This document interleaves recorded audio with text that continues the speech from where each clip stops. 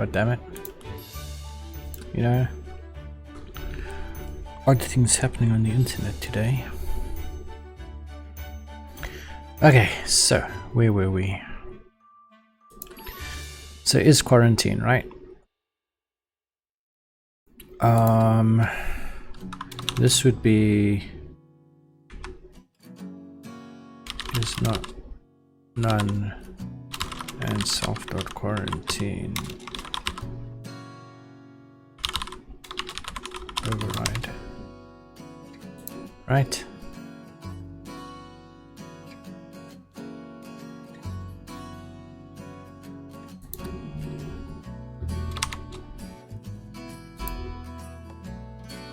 Well, that has to actually be in the fucking brackets.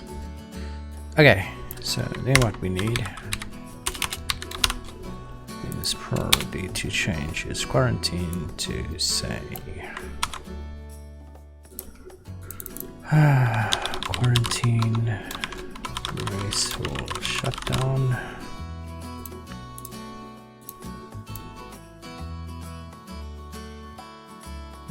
Okay.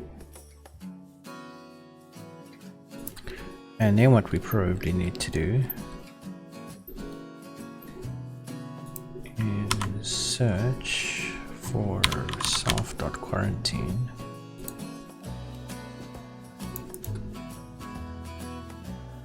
Where is this being set?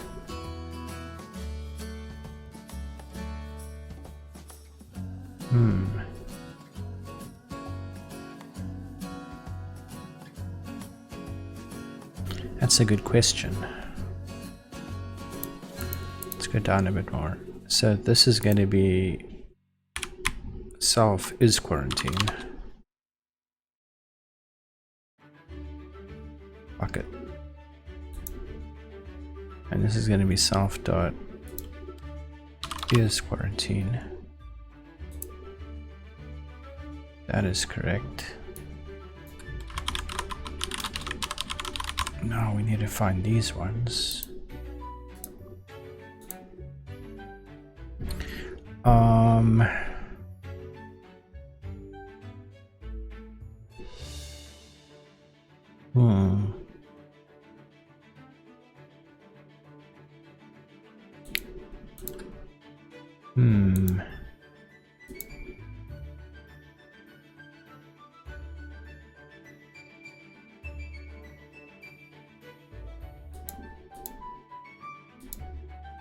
Over here, right?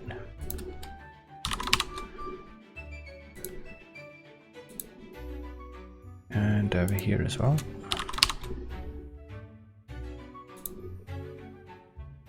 Okay, so that might be that sorted. Maybe. What we probably then need to do is check this out.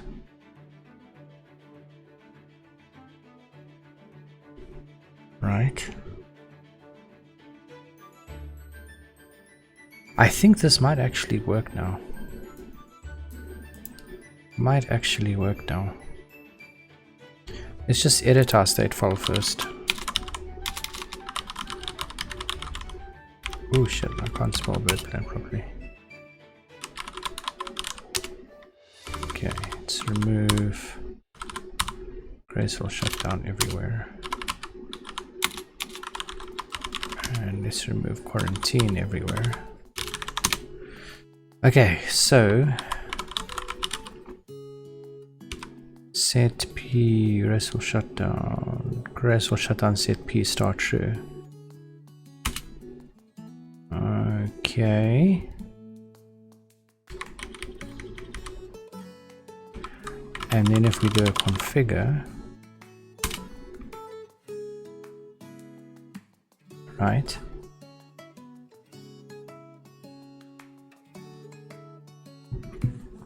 Oh well, that sucks. BGP peer line 3000. Self.peer attributes quarantine doesn't exist. How can that even be? Aha. That would explain it. Let's try that again.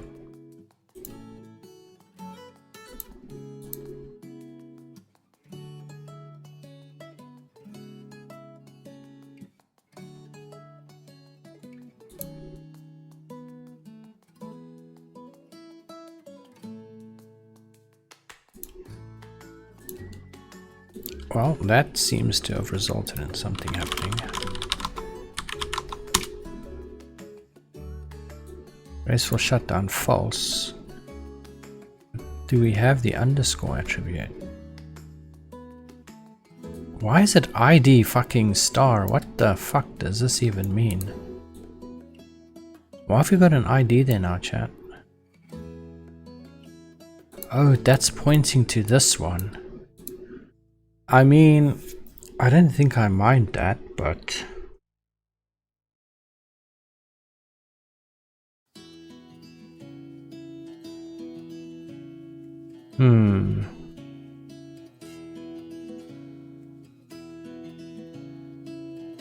I think that's okay. Maybe.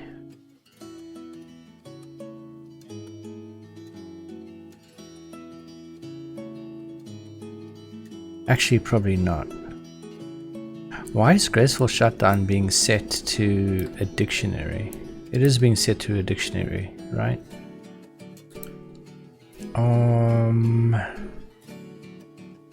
Where on earth would that even be? Probably in this file.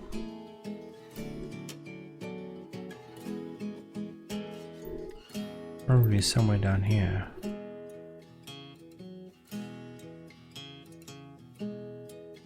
Over here, right? Ooh, this is the problem. This should be pattern. That's the problem. Okay, so if we reran the configure,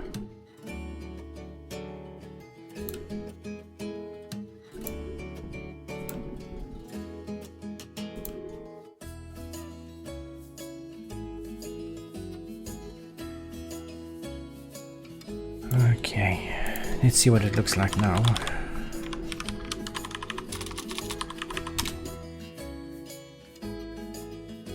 Nope, same problem somehow. Maybe we need to reset that value. Let's try set it to false and see what happens. Let's set it to true and see what happens. Yeah, it's still linked. Let's just delete these then. We fucked it up.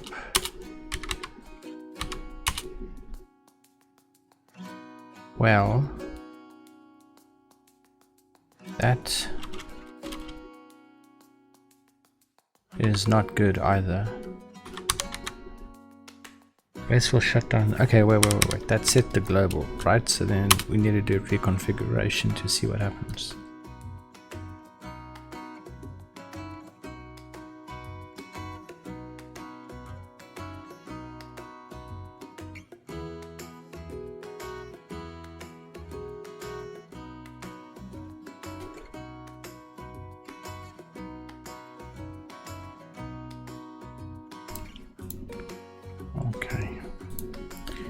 Failed to generate BirdPlan configuration file, failed to query IRR, request timed out. What has happened to our state file?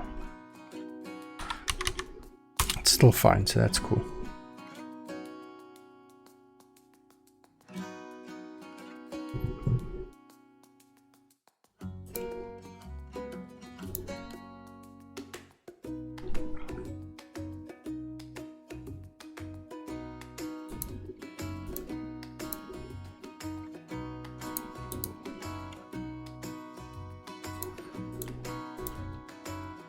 Hopefully it's not going to time out again.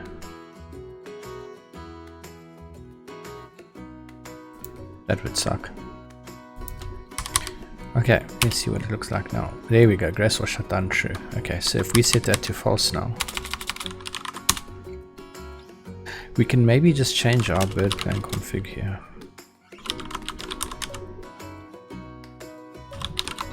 we don't need to pull the AS set in. We can just say prefixes here.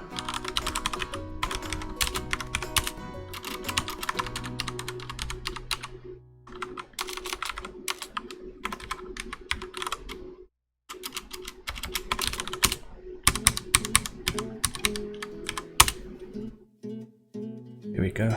Okay, so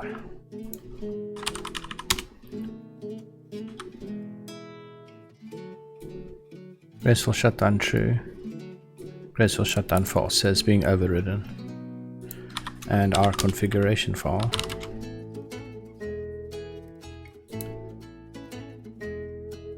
Oh. Hey there, Oxgray. Oh shit, hang on.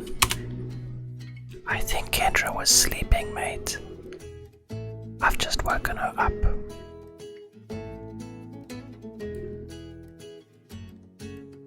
Sleeping on the job, it seems. Standard compression algorithm becoming quite popular and well supported across many different environments. Wait, what? Including support for ZST decompressing the Linux kernel, among other uses. There is a renewed effort in allowing Linux firmware to be compressed via ZSTD. Okay. Mitochondria is the powerhouse of the cell. Oh my god, Kendra, what the fuck, mate? Okay, so we just need to verify that this is actually being enabled in our configuration file.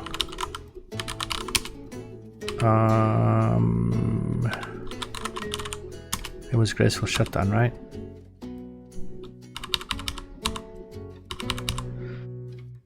Yes, it is. Okay, perfect. So that would probably mean our quarantine now also works. The problem that we're probably going to have here is when we show that, right? We've not updated that command yet. So we've got BGP graceful shutdown show. That's interesting. How's that even working? We changed the fucking name of the dictionary item. That's weird. Where is that? Where's that being pulled from? That's being pulled from graceful shutdown show here, right? And that loops through state BGP graceful shutdown peer list.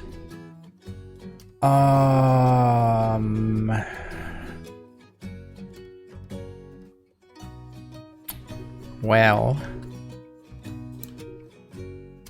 that's probably not ideal.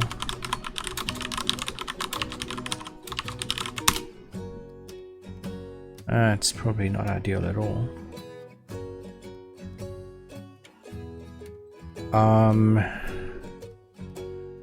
We probably need to build this a little bit better.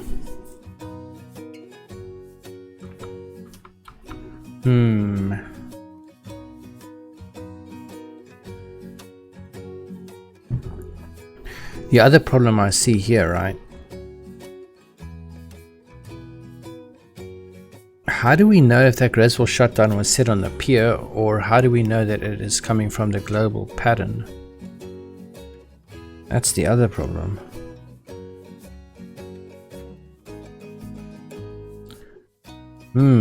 Because right now, if it's coming from the global pattern, we are setting it for the peer.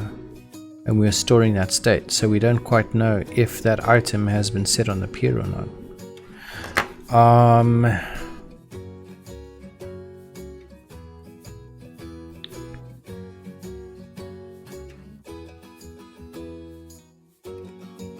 That's probably not good.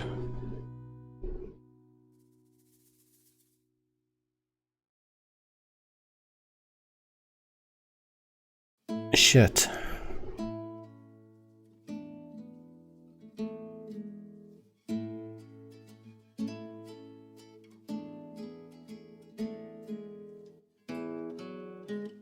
The other thing is, this is not going to work, is it? Because if we check our logic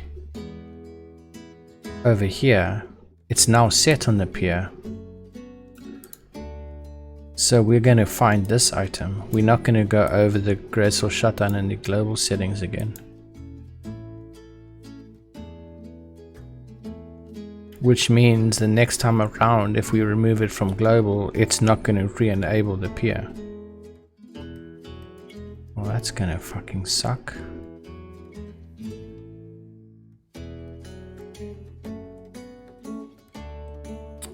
Oh.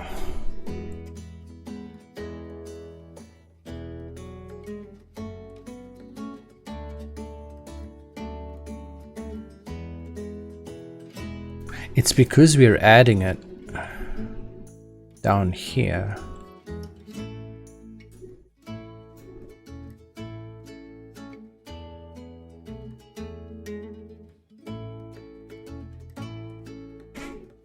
Oh my fucking god, how are we even gonna do this?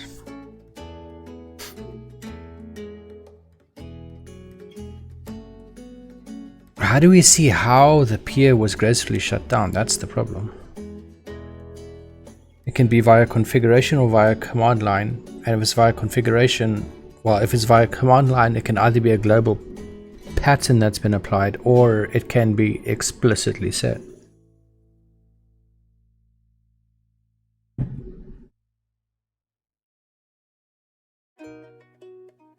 So the entire point of having an underscore graceful shutdown is to see if it was an override set from somewhere else. But the fact that we're actually setting this now means that the next time around we're going to check it. We're not going to take the global setting here, even though that was where it came from.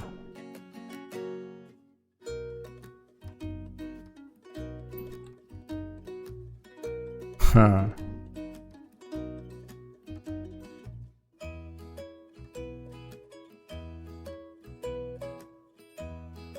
Well.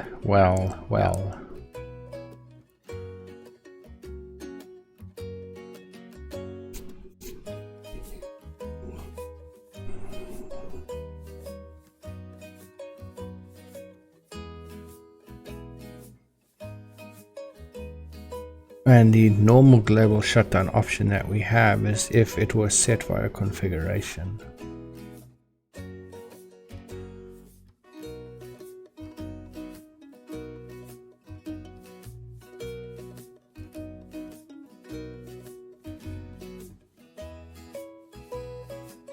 This is a bit of a tough one. Because when we show output, right, we need to be able to show the admin how that peer got to be gracefully shut down. We can't just say, oh, it's gracefully shut down, right? We need to be able to determine how that happened. Either by explicit configuration via the command line, via a pattern configuration via the command line, or by configuration in the configuration file. So there's three different things that we need to check here.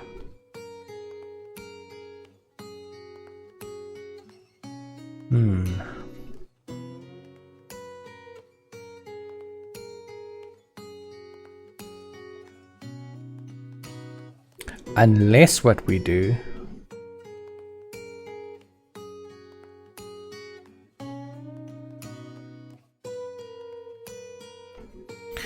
could we improve upon this attribute,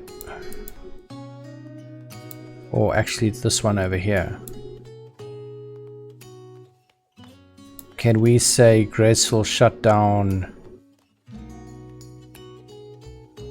dot pattern equals true, which will be via pattern, and over here graceful shutdown dot explicit equals true, to see if it was explicitly set. That way we store all of them. Unless what we do is we can have one graceful shutdown attribute. If we had one graceful shutdown attribute, right?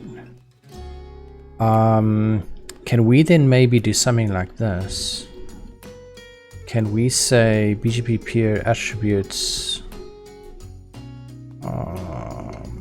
constraints? I'll show you now what I mean.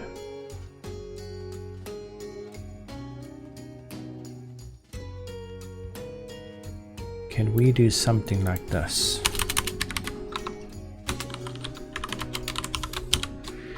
BGP peer attribute overridable. I don't know. We will see now.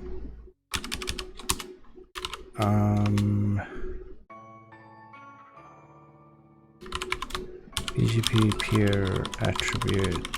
Oh, we can't do that because this is going to be a fucking Boolean.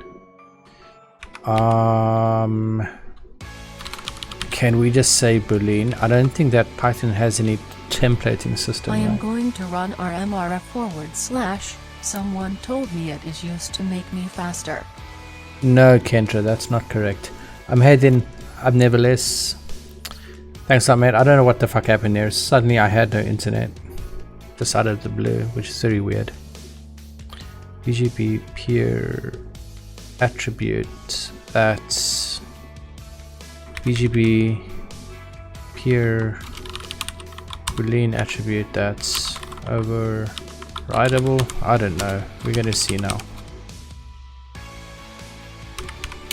Right? This is probably not gonna make any fucking sense here. Maybe we should change this slightly. BGP peer attribute graceful shutdown.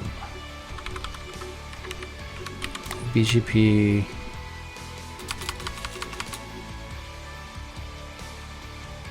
graceful shutdown attribute. Okay. What if we did something like this? Config Boolean value from configuration pattern Boolean value from global pattern and explicit Boolean value from explicit configuration. So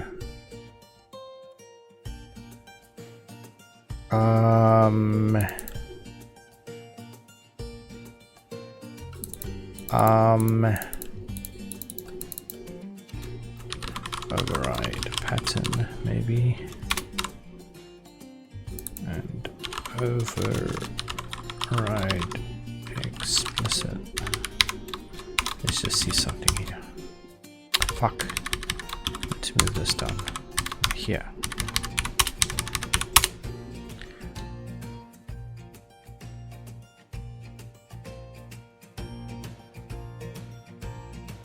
A value from explicit override. Value from global. Value from pattern override.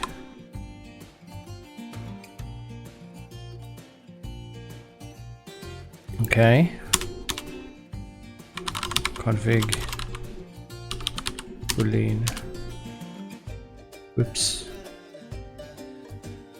Whoops.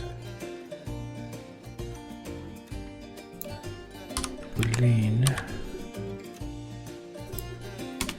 override explicit optional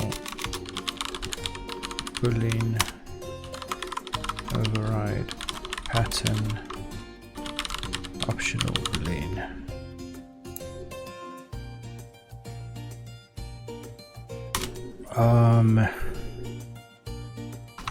Def init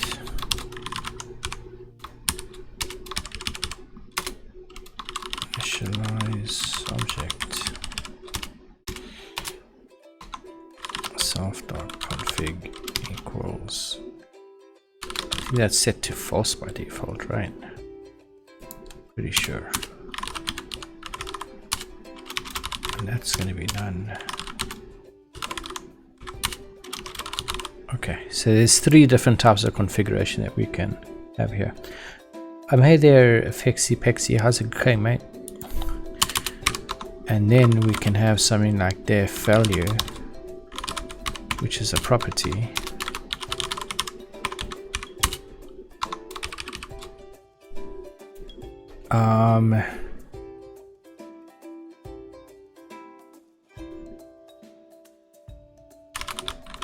Vessel shutdown interpreted value. Now, how do we calculate this? This is going to be pattern first or config first, right?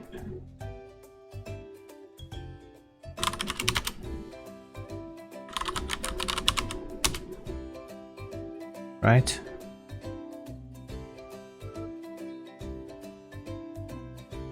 And then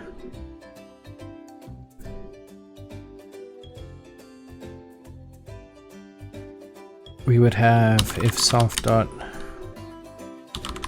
override pattern is not none, ret equals self dot override pattern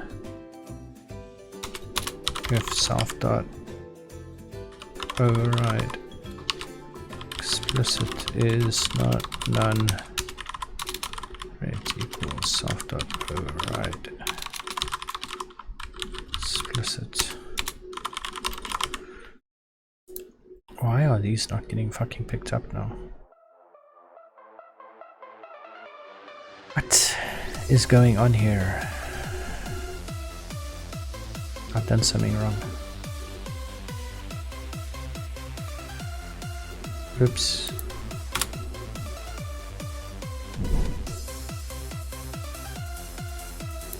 Okay.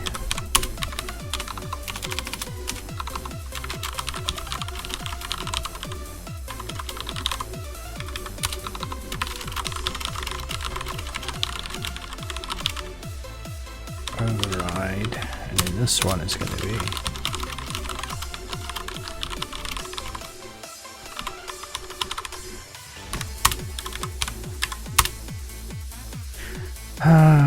still doesn't explain why all of these override explicit. I am doing something wrong here.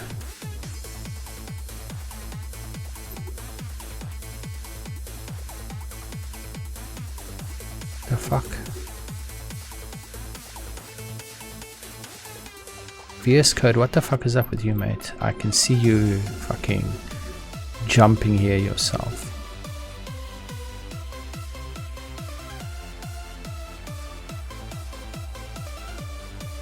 Self is not accessed. That's very weird. Chat, what the fuck have I done wrong here, man? Missing a def. Ah, thanks, mate.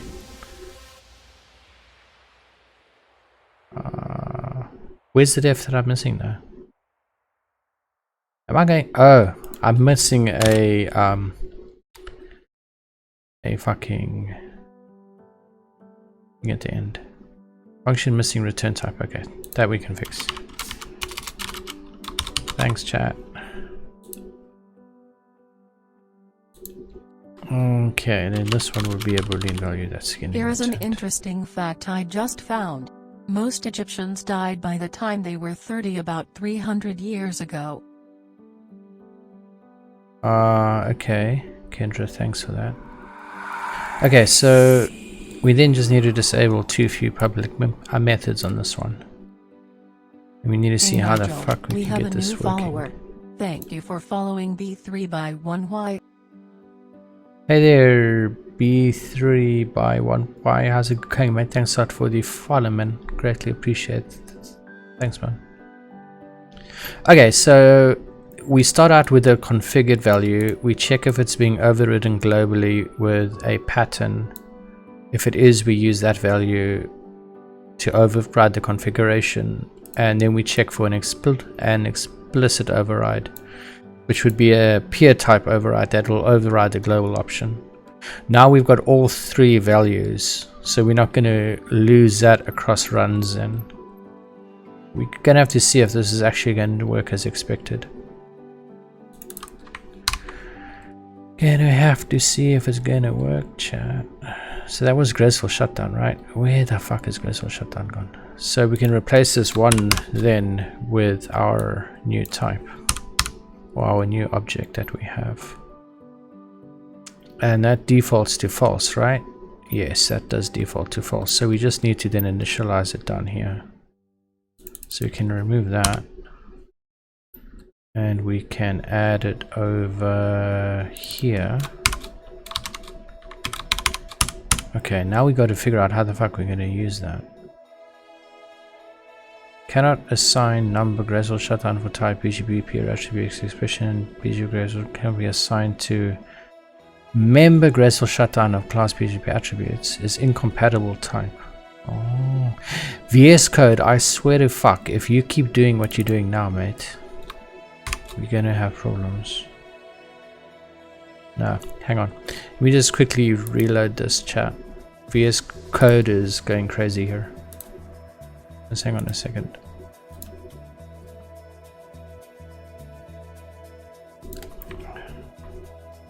Hang on just 1 second. Let's just reload our terminals. And reload another one. Okay. Now, where were we? We were over here, right? Oh, that's a lot better. Oh, wait. It did something again. What the fuck is it doing jumping around? Do you see that? Is that my mouse or is that fucking VS Code suddenly developing an aneurysm? Anyway, what are you trying to do? This is a project called BirdPlan. Over here. It's a BIRD Internet Routing Daemon configuration tool. Yeah, as Oscar said, it's a thesis on how birds aren't actually real, you know. Completely correct in all respects. Hang on a second. Oh my dear Jesus, this thing and it's jumping around is going to... What the fuck is up? Do you see that? Every few times I scroll, it jumps up and down like a bit. You see that? There again. And there. And there. And there. And there.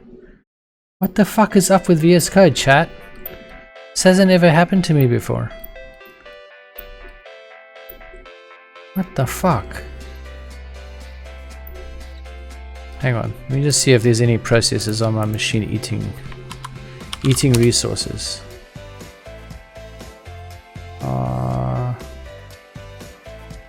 Not really. Not really, hey? They're eating a little bit, but not much. That's very weird.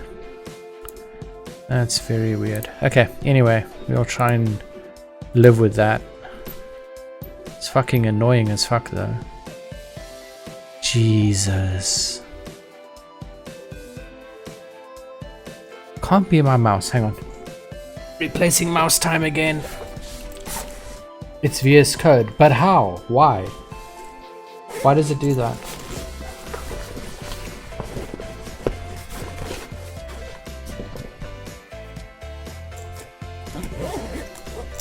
You know when I said the other day that I haven't ever tried out fucking PyCharm? Well, this is one of the things that can actually make me do that. You just try and find my fucking spare mouse. What's wrong with restarting? I already restarted, mate, and it's still doing the same thing. It was not doing this yesterday though. I'm just going to try a different mouse just to make sure. I have the exact same one here that I'm using.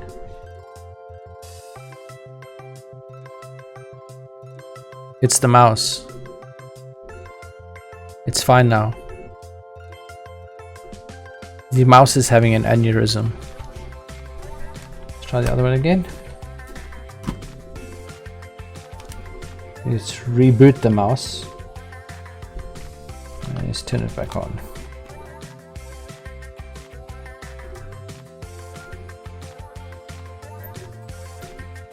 Is it fine now? Hang on a second.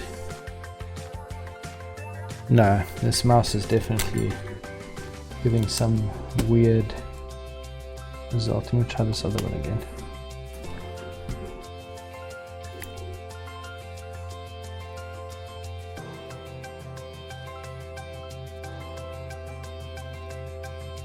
Yeah, this mouse is fine. It's definitely the mouse. Maybe it's because I scroll so much on this mouse. It's developed an issue. Well, that fucking sucks. You know, when you buy a fucking expensive mouse and you expect it to actually work more than a year, right? Yeah, it's definitely the mouse. Jesus, it's bad.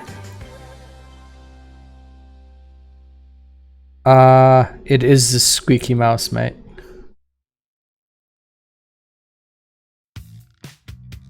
It's the squeaky one that has an issue. No man, it's dead, chat. It's not working as I want it to work. How do you take this thing apart? There's some way to do that.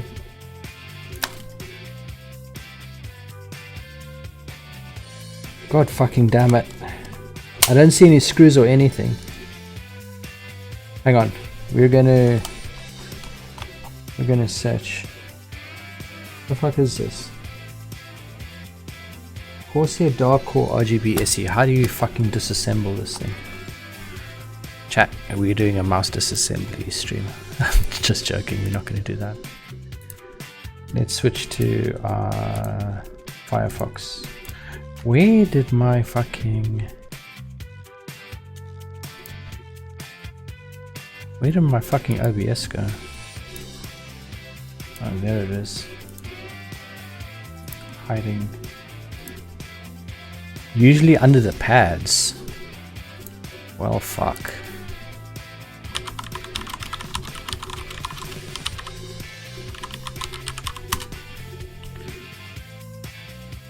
Hello, Firefox.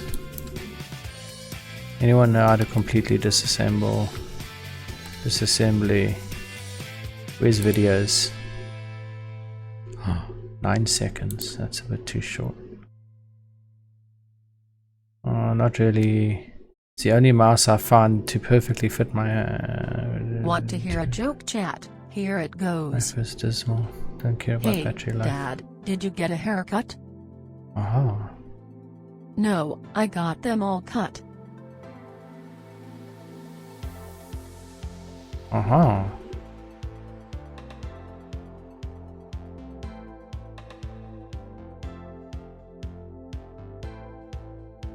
Aha. Well. Screw and screw.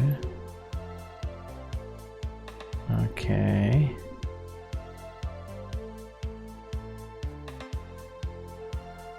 Ah.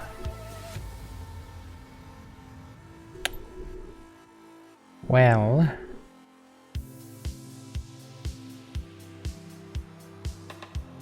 Hang on, is it fine here? No, it's not. It's still doing the same thing.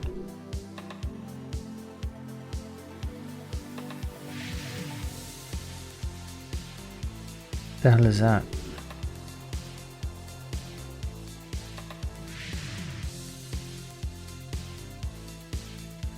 Well, I have all the tools that we need. Oh my god, chat. Oh my god. Okay, maybe what we do is we just switch the mice for now. This one is sick. It needs surgery. I'll see if I can find someone to do that. Okay, so it's not too hard to fix it. Poor VS Code was about to be replaced. Almost. Nevertheless, almost. Was very almost about to get replaced there. Only to find the same problem exists in something like PyCharm, right? Okay. Fuck. Where were we? What was the problem? I can't even remember now.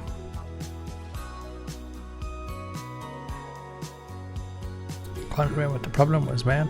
Oh, I thought that we could, isn't there a way to do this without having a property?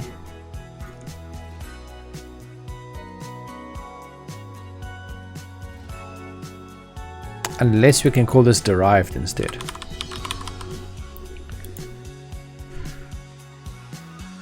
Or, I don't know, derive value.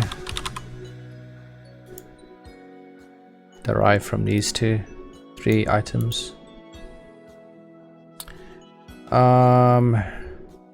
That probably means that in this one,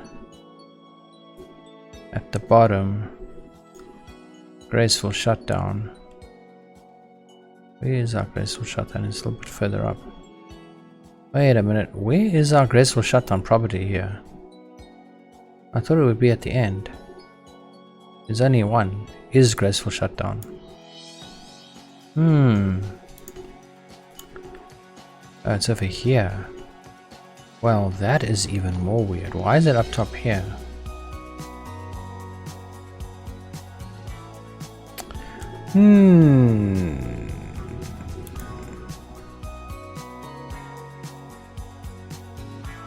That is definitely not what I expected.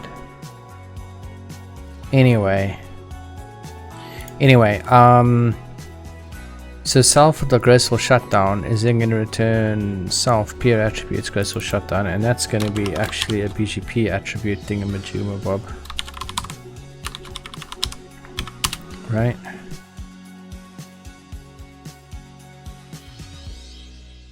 And we can't set it now with the traditional thing that we had.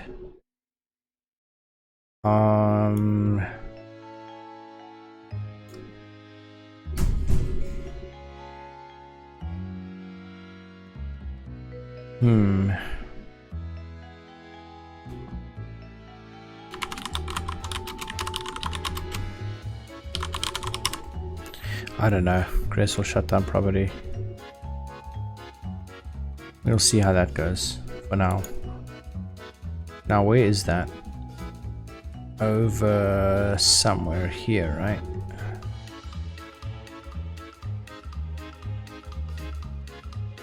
Over here. So there's no more override then. Why is that still there then? That's very weird. And why? Oh, these are supposed to be helper properties, right? So we can actually remove quarantine then. We're going to do that one next. Maybe we do graceful shutdown first and then we do quarantine. Let me see how it goes. Okay, so this is then going to return graceful shutdown dot derive value. Easy enough. Right. This then needs to move for now up a bit. Well, I'm pretty sure this will work, so maybe we can just delete it. We don't need the setter. We don't need the override option. We can just change this over here to derived value, which we're going to implement now. And we can move quarantine then up a bit. It would have to go above these attributes. Over. Why is there black hole community at the end here?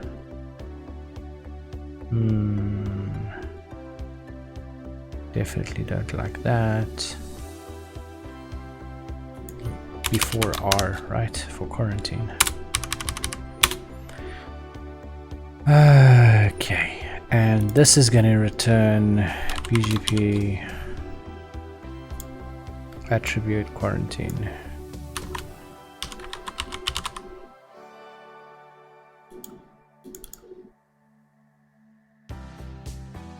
Peer quarantine status. Maybe that's what we need.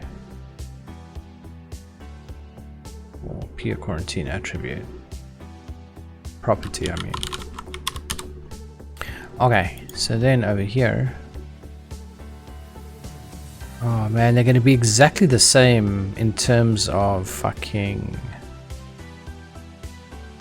options. Maybe we need to copy this. Oh my god, more classes, chat.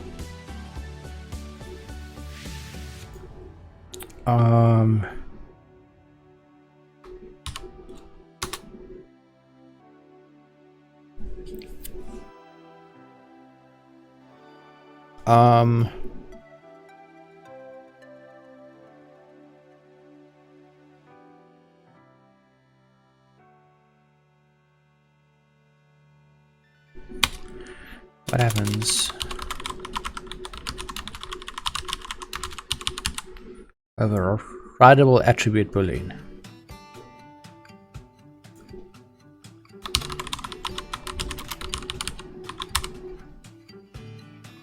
Okay.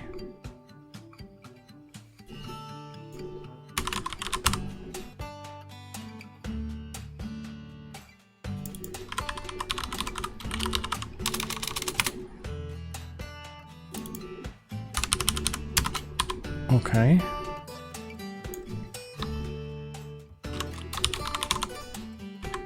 Okay.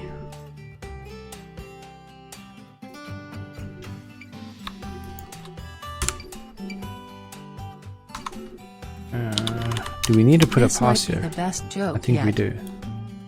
What did the BIRD say on his 80th birthday? Oh god. I'm 80. Oh my god, Kendra. This is gonna be quarantine then. Do we need a pass here? I think we do, right? Missing docstring. Oh.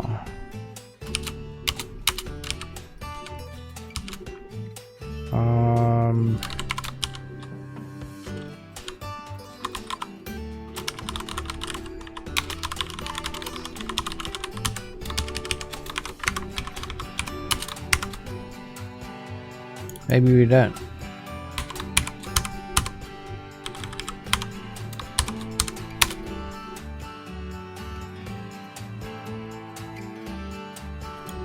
Maybe we don't need it. Okay. I mean, why not, right? So that was quarantine. Let's copy the graceful shutdown one.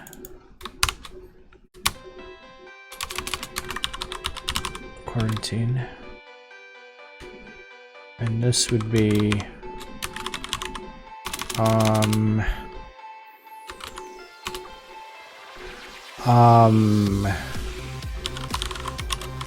relating to the status of the peer being in graceful shutdown mode.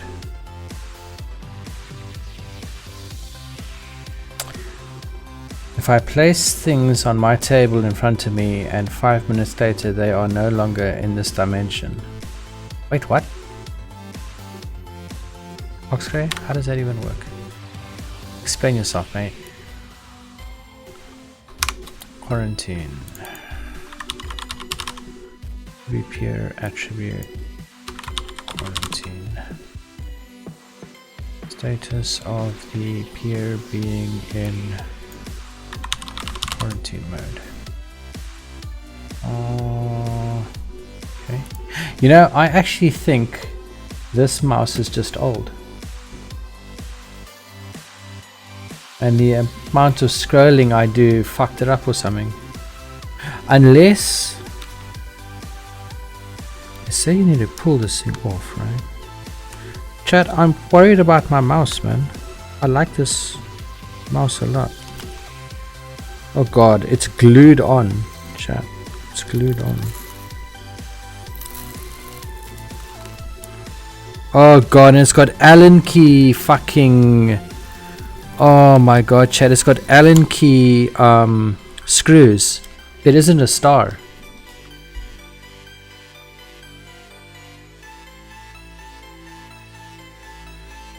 It's not even a star, chat, it's fucking Allen key pieces. But hang on. You know what someone has in their fucking bag? Small Allen key screwdrivers. I think. I have to see if it's the right size. I got like everything in my bag, Jesus. Serial cables. And apparently I might have... Guess what I have, chat? An Allen key screwdriver. God, I got like fucking everything. I don't need a kit, mate. I just have everything separately. Who needs a kit, man? Guess what? It's the right size as well. I'm worried about my mouse, chat. It's got problems. We have to open it. We just have to. It's absolutely bothering me. Okay, so the screws are off. Something unclips, right? What did he say unclipped there? Mouse? Something gonna unclip with you, mate.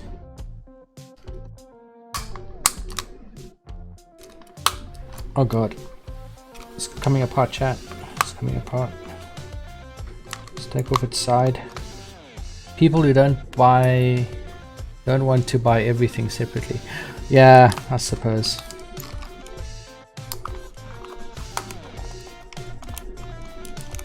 What the fuck? Let me just quickly look at that video one more time, chat. One more time.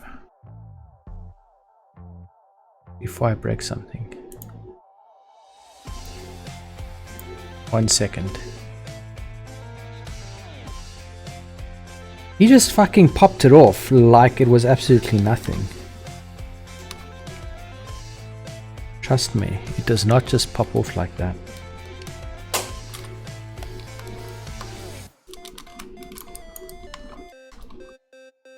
It does not pop off like that, mate. Partially unstick the bottom padding slowly. Yeah, I did that. 2 screws, they're M6. They're not M6 star. Jimmy or pry the edge of this element off. Nope, I've got a fucking tool to do that as well. Here's my little box of horrors. Got a tool to do that. Oh, that's probably not the right. Hey chat, I found a joke. 2 guys walk into a bar. The first guy says ouch, and the second says yeah, I didn't see it either. Oh my god.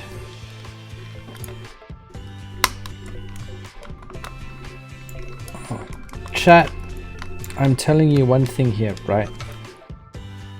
That dude and his instructions are not correct.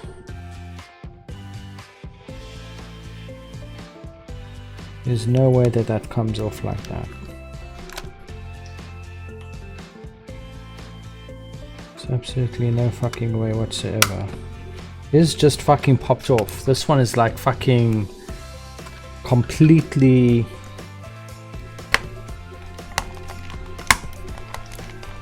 stuck.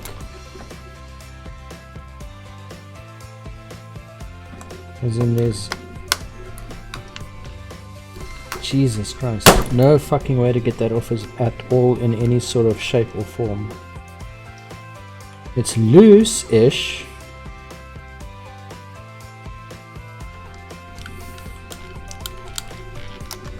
I say. It's just fucking popped off so easily, Jesus.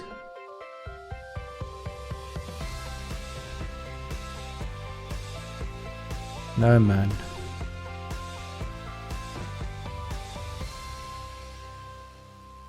There's no way whatsoever that you can get that off there. Ah, chat, my poor mouse.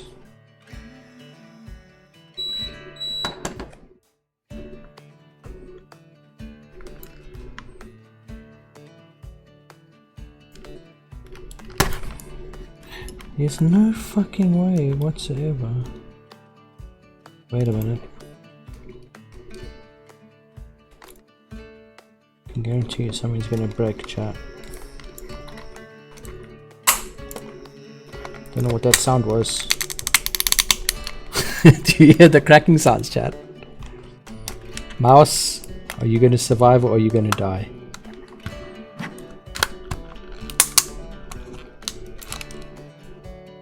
Probably gonna die.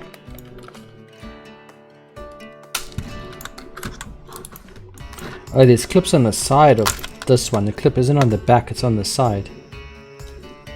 So they changed their design somehow. Okay. Well, that's a piece of it off.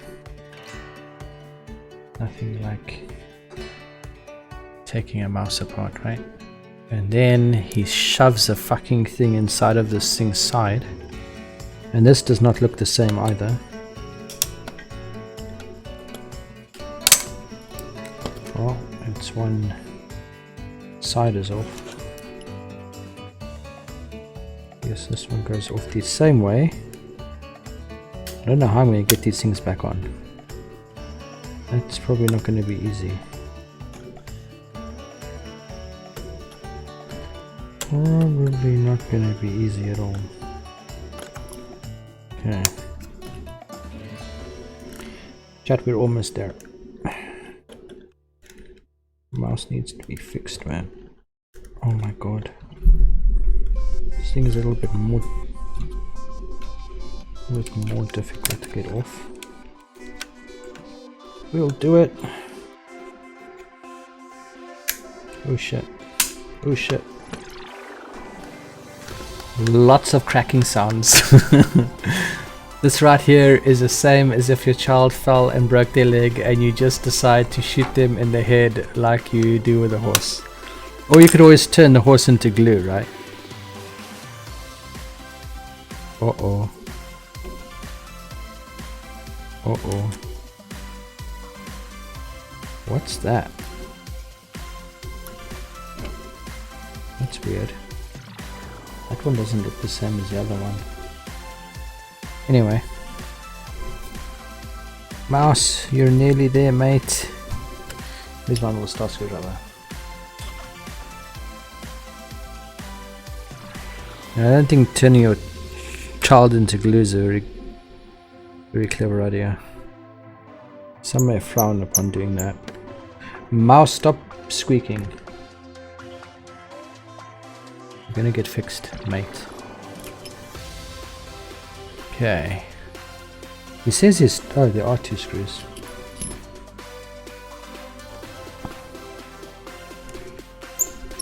Mouse, stop squeaking. You'll be okay. Don't worry, mate. Uh-oh. Where did this come from? Well, chat. A piece of the mouse just fell out.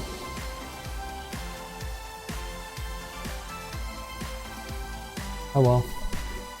No idea where that came from. And here's some odd things I'm rattling inside.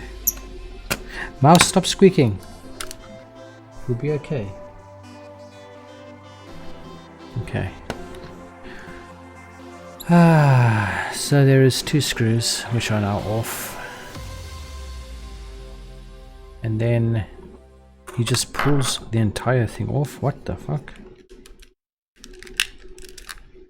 Dude, there's actually some extra clips here, mate. Obviously we didn't see those.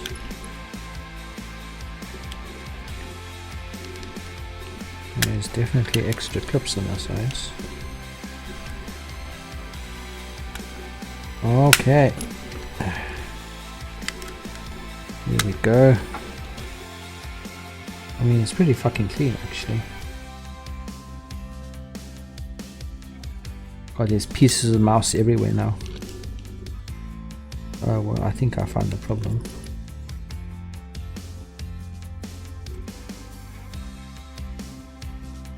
Oh fuck.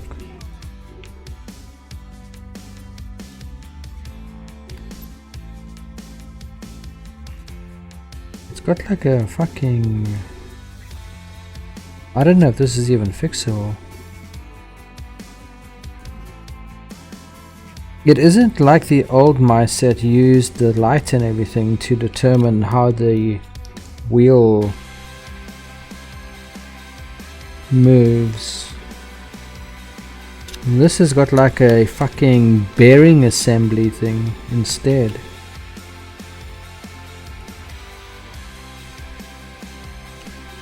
Some sort of a bearing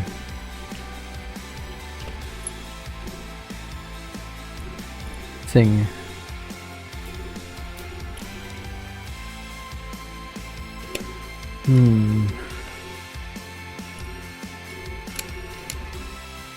There isn't even anything to like clean or anything.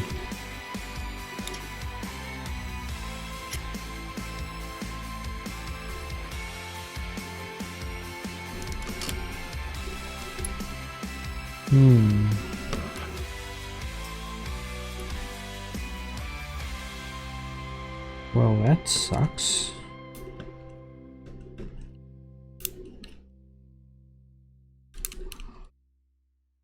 How the fuck do you even get this thing out here? I have no idea. We're nearly done here. The fuck?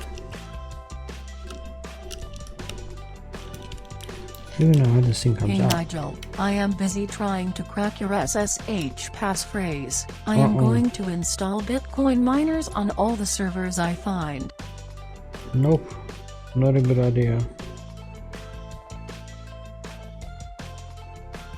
It's like a PCB that the fucking mouse wheel is around.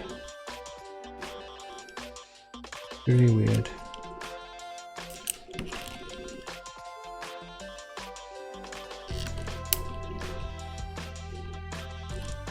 How the fuck does this thing even come out? I don't even know.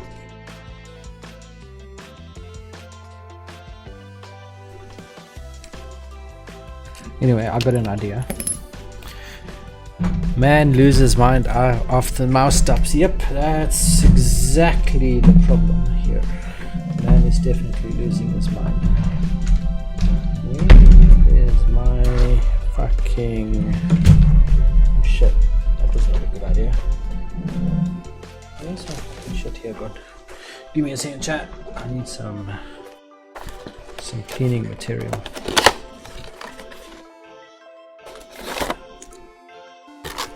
Okay. And then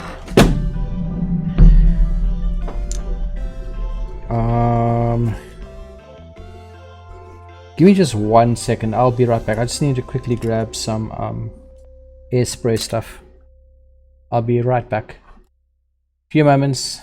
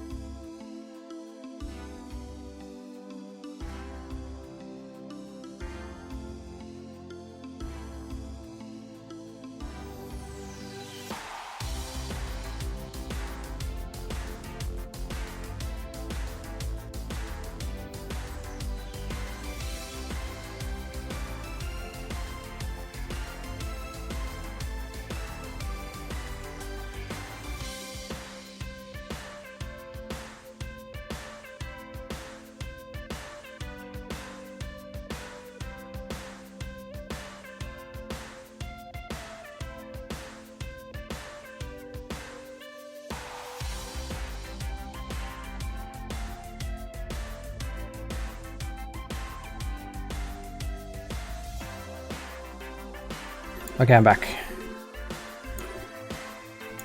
Let's see. Need to give it a little bit of a spray.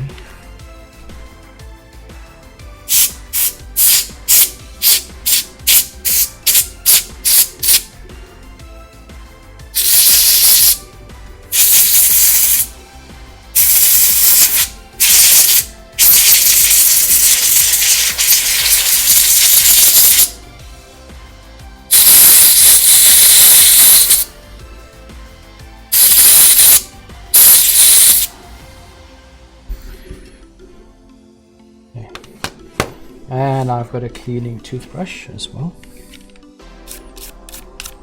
Brush the mouse's teeth a bit, you know.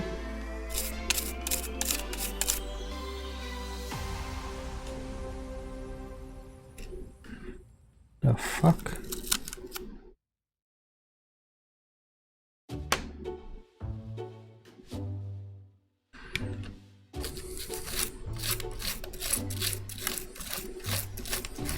Man losing his mind. Fixing his mouse.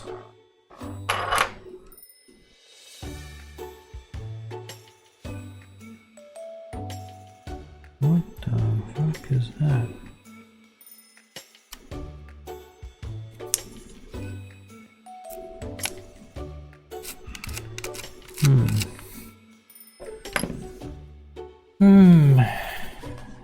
I'm sorry, mate.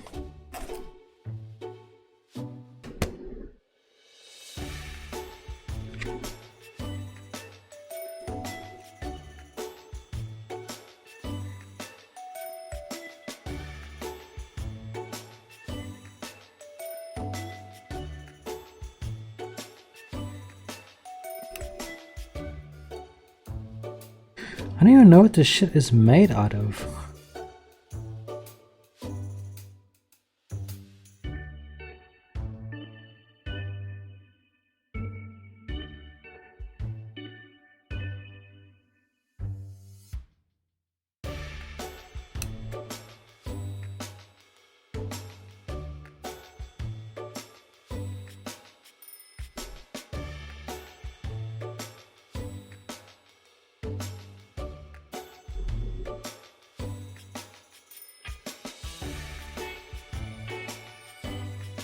Man confused about the makeup of the mouse. Okay. I mean, it isn't dirty or anything inside, it's pretty fucking clean.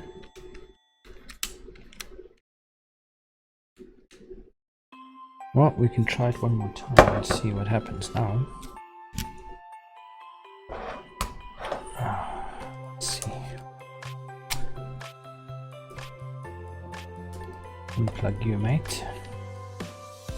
Plug in your friend.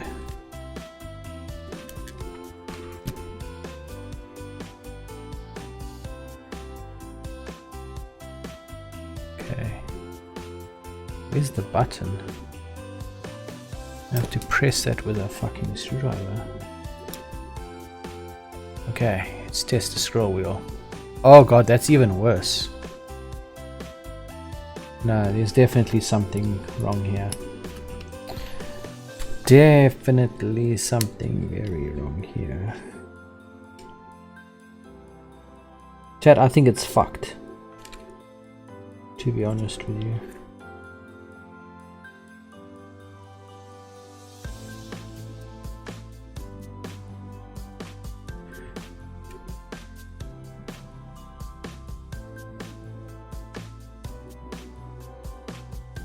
My jokes suck, but I got one for you. Bad at golf? Join the club. Oh god.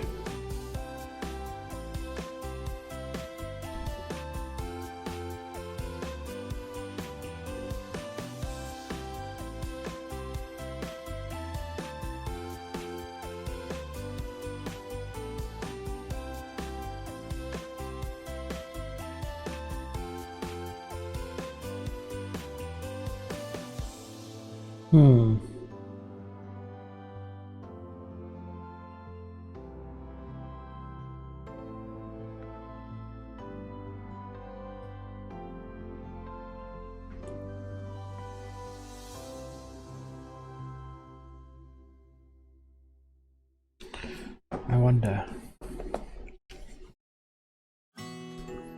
Is that a green text? Wait, where? What green text?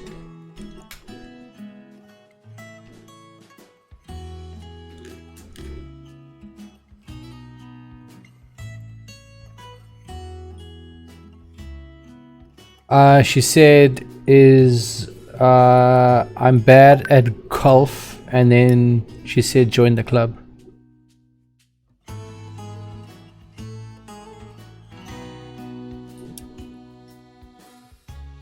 Oh my chat, it's bad.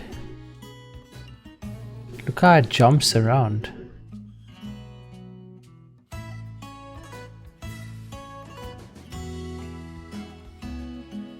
It's like 10 times worse now. There isn't anything to oil either.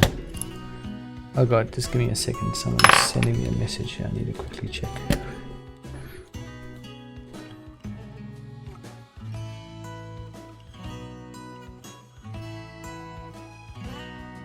Oh my god. Client just wants me to quickly check something. Oh shit. I think there's something wrong.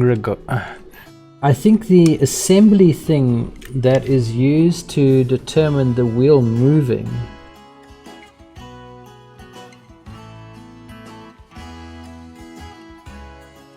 is fucked.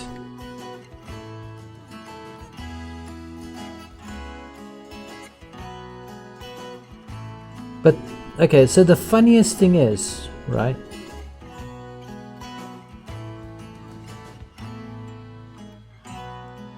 It looks as if the wheel is coming apart.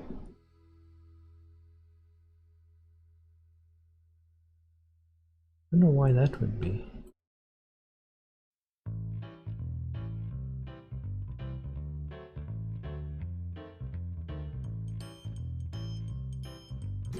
Like pieces of it falling off. But it's nowhere close to the assembly thing that's tracking the movement. I don't know how it tracks the movement here. It has to be the little, like, yeah, it has to be the assembly thing. There, like, isn't. What? Oh wait, I might have found the problem.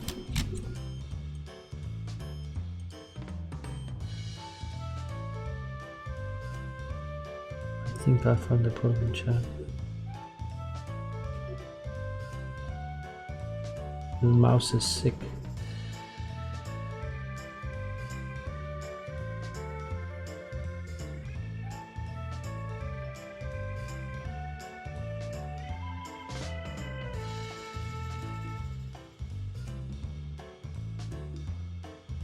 Ooh, I might have found the problem, definitely.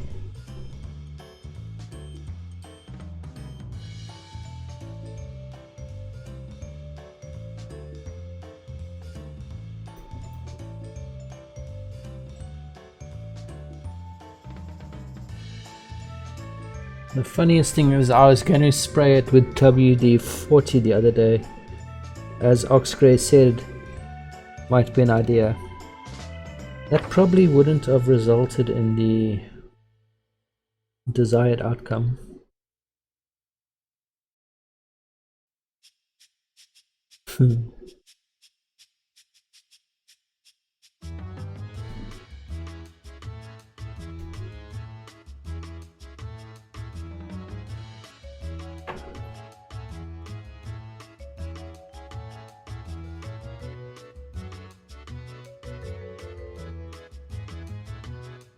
Mouse, are you okay, mate?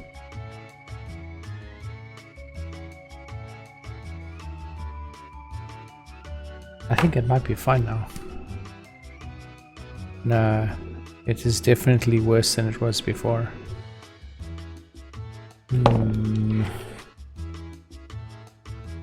What else could it be then? Oh shit. Just switch between all my screens here by mistake. Oops. Oh my god. Where is the...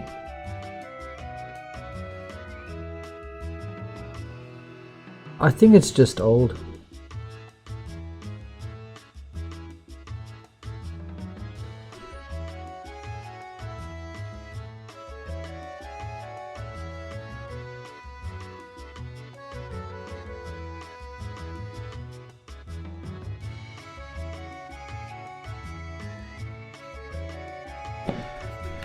Ah, sigh. Oh well, now it's fine. No, it definitely skipped a couple of times there.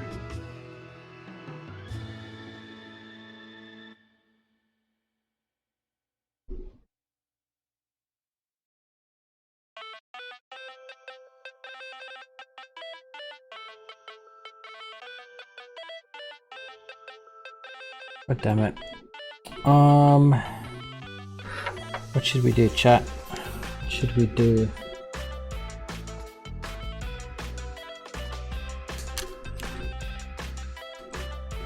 Try and pull the assembly off. Seems to be fucking stuck somehow. This is the last time I'm going to try to fix this. Where the fuck is this thing stuck?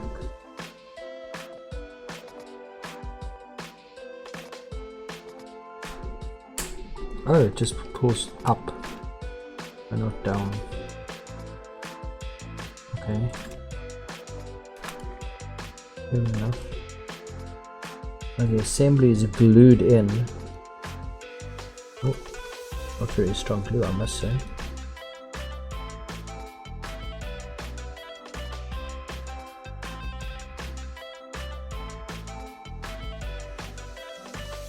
Pornhub is funny. Here is a joke written in one of the comments. What did the late tomato say to the early tomato? I'll catch up.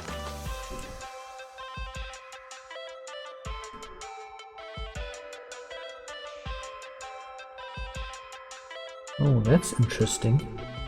There's actually a little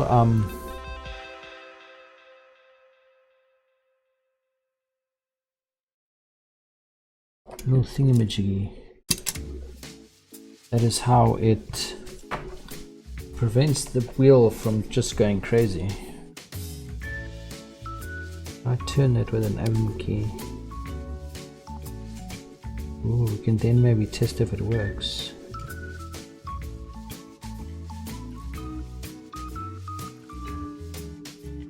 Well, chat, this is the last thing I'm going to try and then I'm going to give up.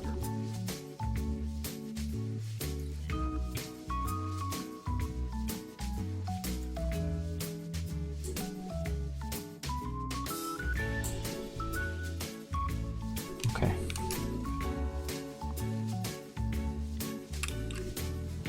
Let's put the wheel back in.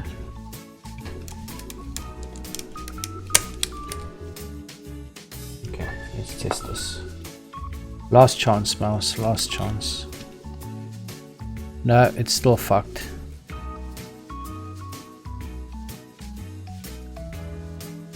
No, it's broken, chat. It's dead. RIP. I've tried everything I can try. Man depressed, his mouse died.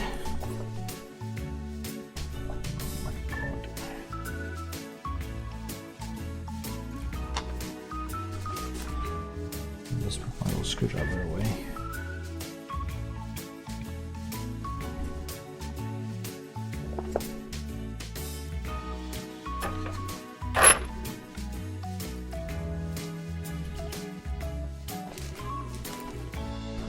Oh boy.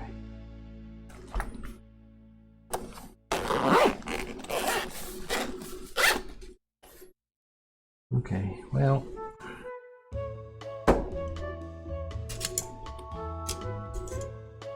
So many little pieces of it everywhere.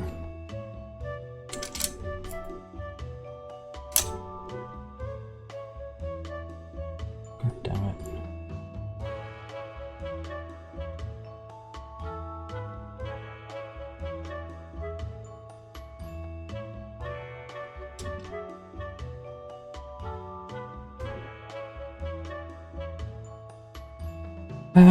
Okay.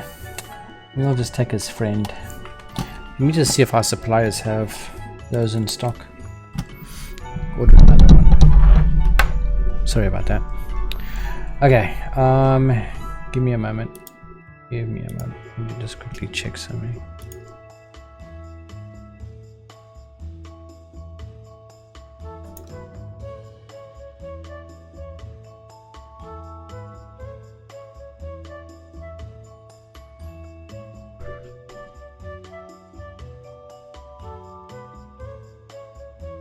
Hi, chat.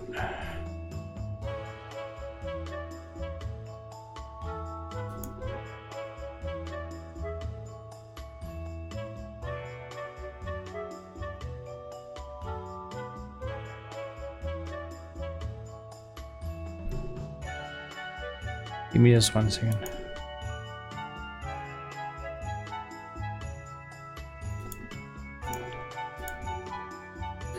I need to just quickly check something here.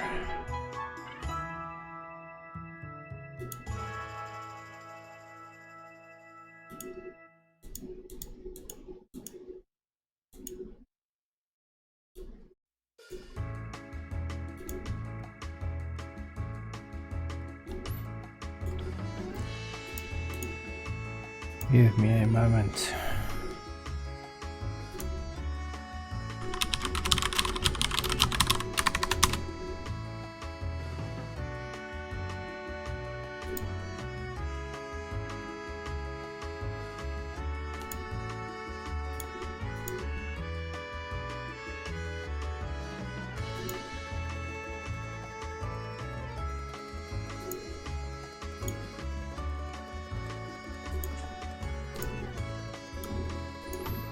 Give me a moment.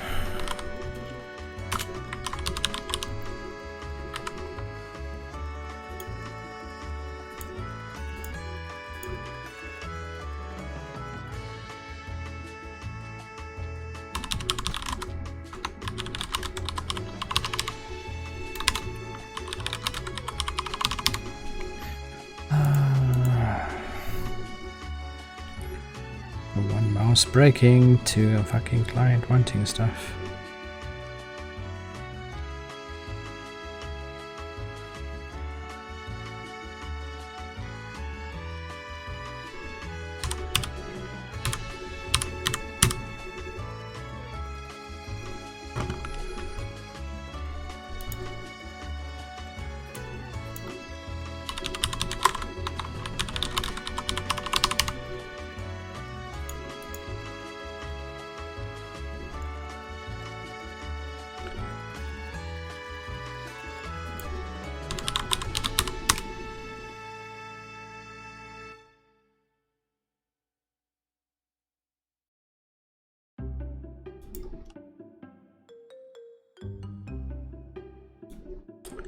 Give me a second.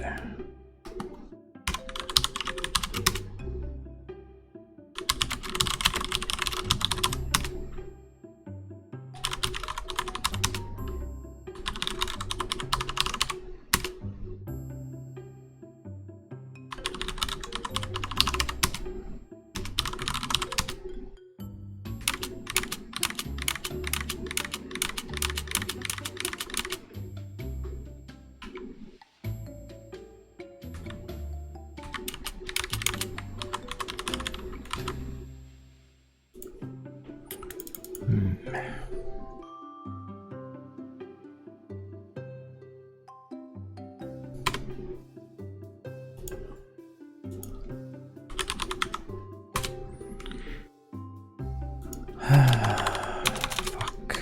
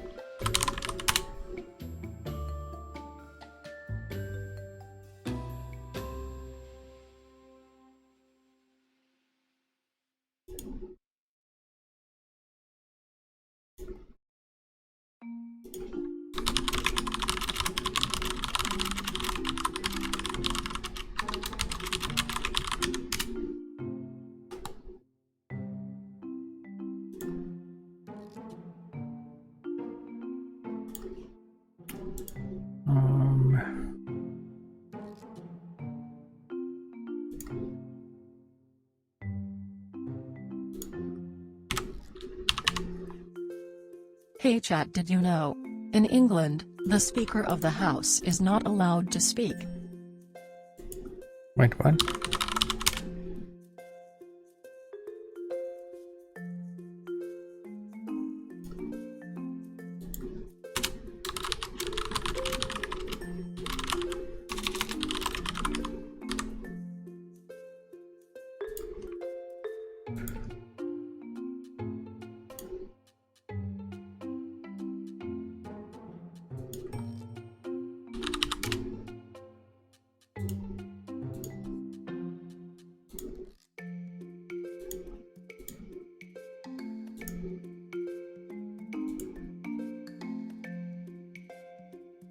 I think it is England, yeah. I'm almost done. Just clients fucking bombarding me all at the same time as usual, you know?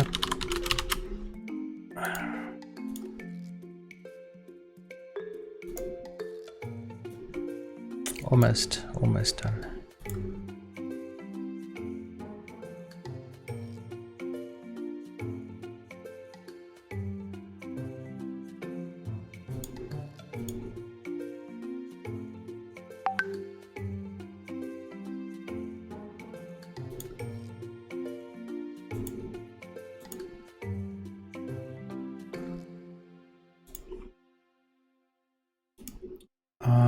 Now what fucking site is this dude after?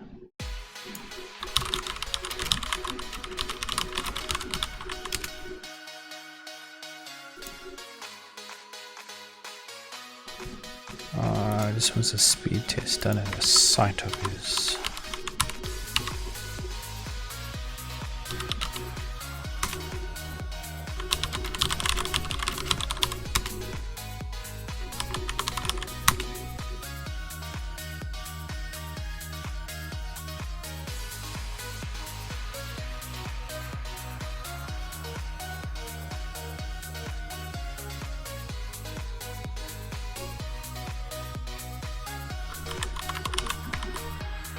Almost done.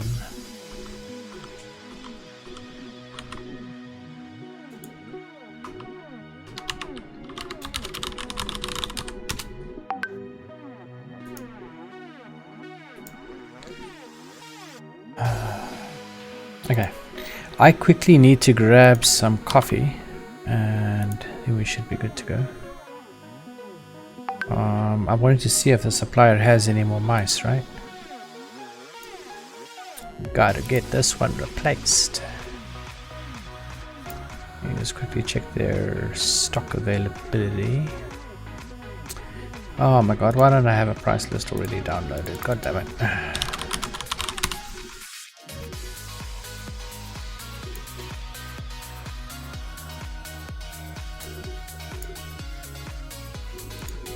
Oh my god, chat. Now our business partner is booked off until fucking Monday. He hurt himself. Fucking RIP, right?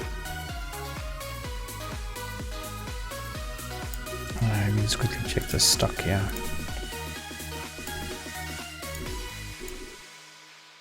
We should have a just chatting stream where I am fucking bothered by clients all fucking day and we just listen to music. Sounds like that's what's happening at the moment.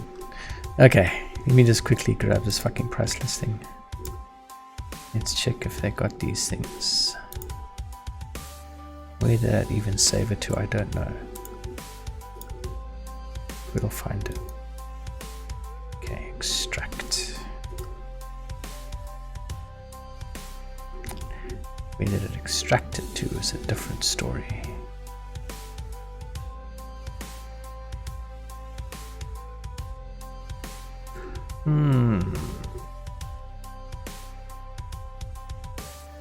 Let's just go extract here. It says that there's another fucking file. How the fuck can there be a file with the same name? There's no... Oh wait, it's there. Okay. Never mind. Never mind. Okay, let's see. Mices.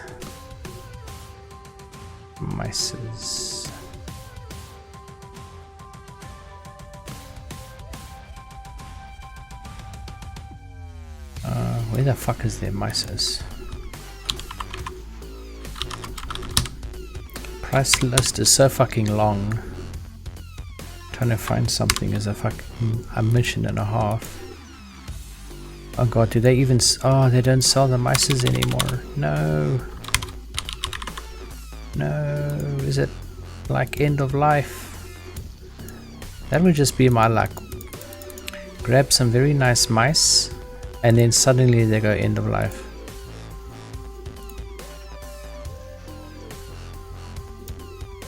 God fucking damn it.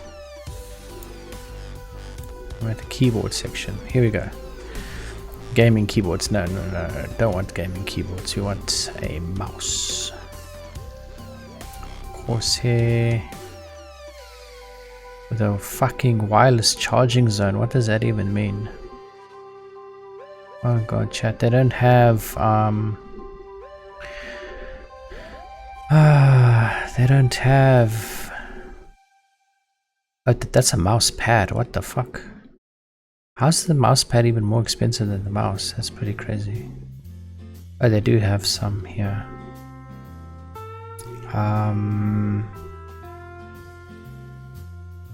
Supports a QI charging pad.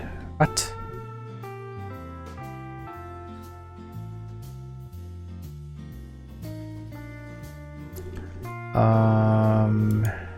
Let's check if they got this one in stock. Corsair SE. I think that's the one that I got here. That's an SE. Yeah, they're both SE mice. Okay, stock search. Corsair product code. Oh, they got in stock. Okay, let me just quickly order one.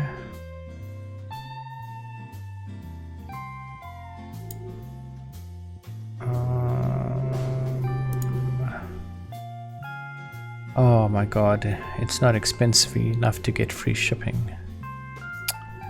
Fuck me running. So now what do we do, chat? We need like literally about $5 or so to add on before it gets free shipping.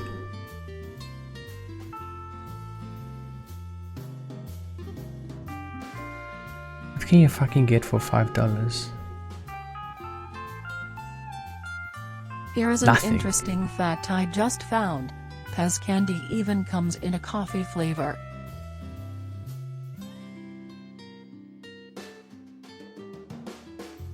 Well, the thing is, they ship for free unless one drives to them. They're the other side of the city. I don't have time to drive there.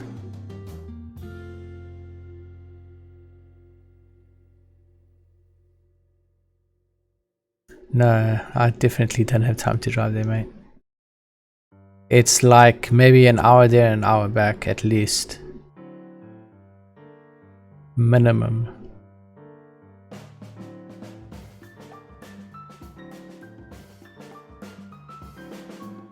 I mean, if you pay them for shipping, it's like equivalent of like $3 or something, and they'll bring it here.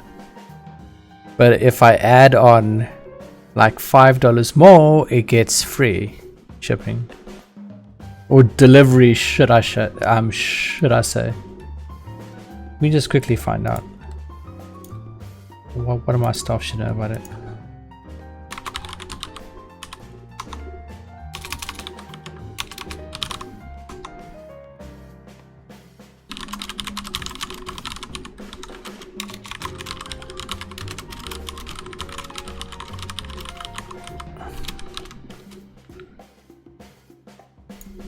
Yeah, just give me 1 minute. I'll ask one of my staff now.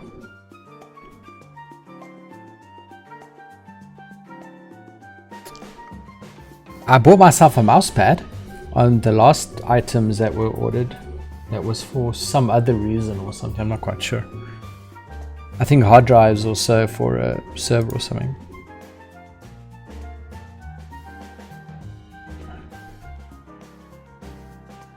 I'm just quickly asking someone here how much it is. I think it's like $2 or $3 or something. It's not that much.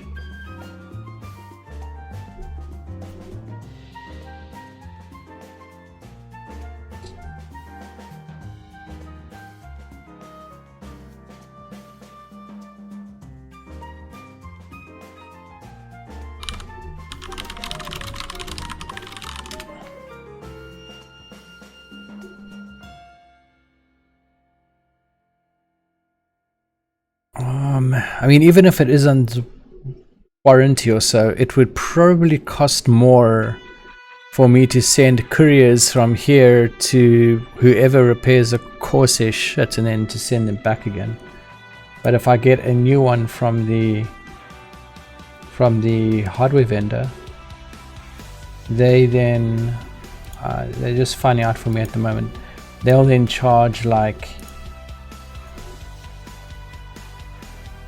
I think it's going to be $2 to $3. It's not expensive. They supply all the computer shops in the area, so they generally come past our office almost every few days or so.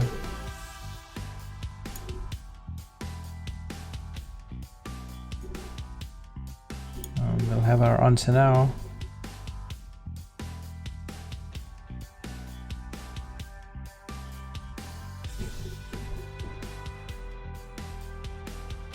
God, my stuff takes so long to type shit in.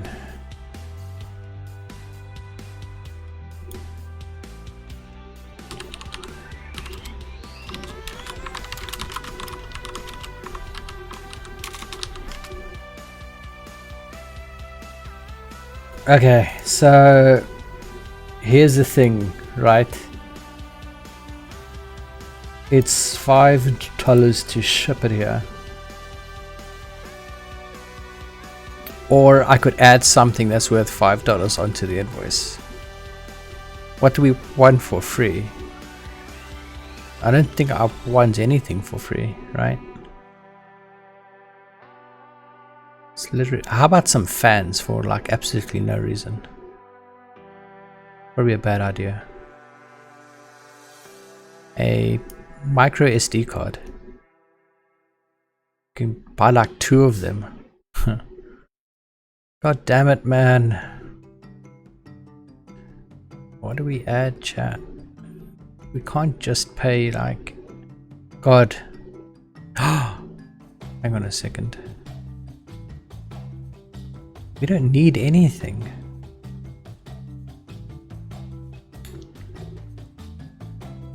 How about printer paper? That is actually something we could use. Printer paper is useful. Something we'd always use, right? Even if it's like just a few sheets.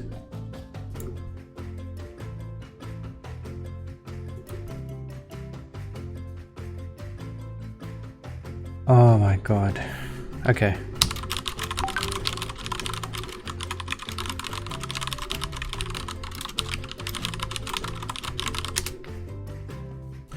Okay, so I'm not going to order it now. One of my other staff is after something. It's best just to order them something as well at the same time. I'll do it this evening or something. I told them to send me what they want. Okay, I'm going to just very quickly grab some coffee. And then we can finally fucking continue after like an hour and a half or so with what we're supposed to be doing. Hey there, Mars Bars said, hey, how's it going, mate? I'll be right back. I think I browsed malware and need to reformat myself.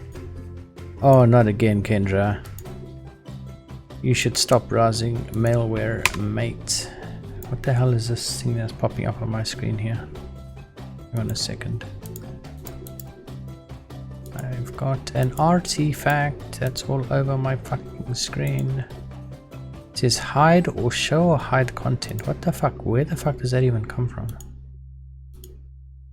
Oh my god. Google trying to figure out how to set up Flask. Yeah, Flask can sometimes be a little bit of a bitch, right?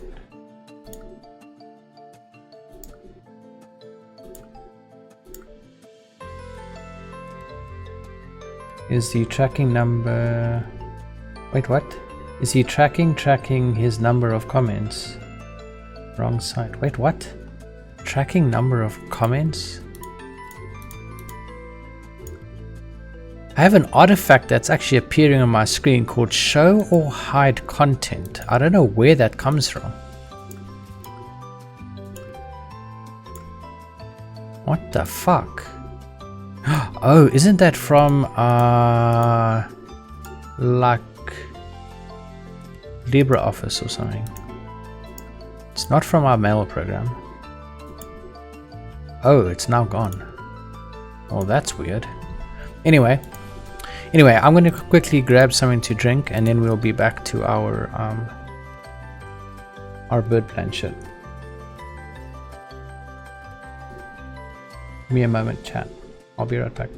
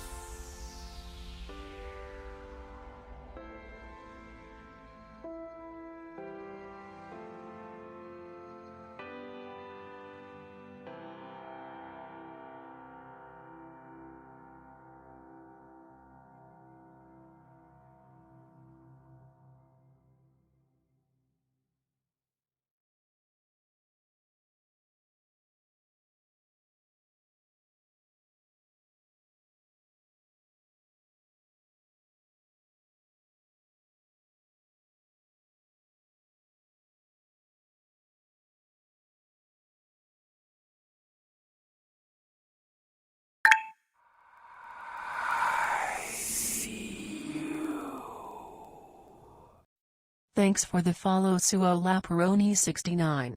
Nigel is AFK at the moment, but I'll tell him when he gets back.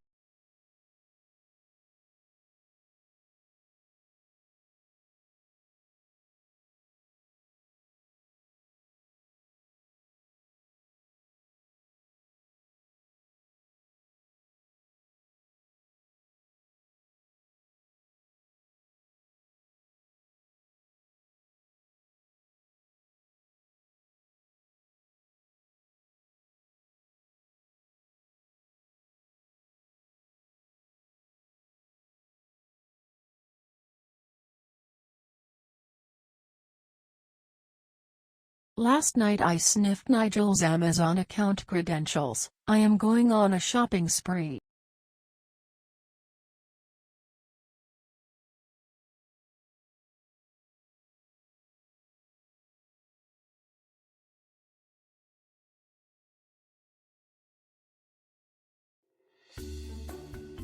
I'm back, chat. Okay. Okay. Kendra, where are you? Hey there, Sula Peroni 69. How's it going, mate? Thanks a lot for the follow, man. Greatly appreciate it. Thanks, man. Okay. Let me just see if my fucking staff are surviving here. Close the ticket quickly. God damn it. Why is everyone always fucking on my case, man, chat? Jesus.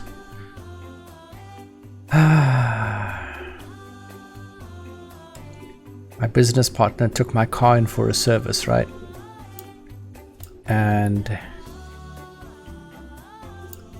it has to stay there overnight now. And then he was booked off of work. But he says he'll go and fetch it for me tomorrow. So many things happening. Jesus. Oh, but I must say, on another front, a client asked for a proposal on a solution, right?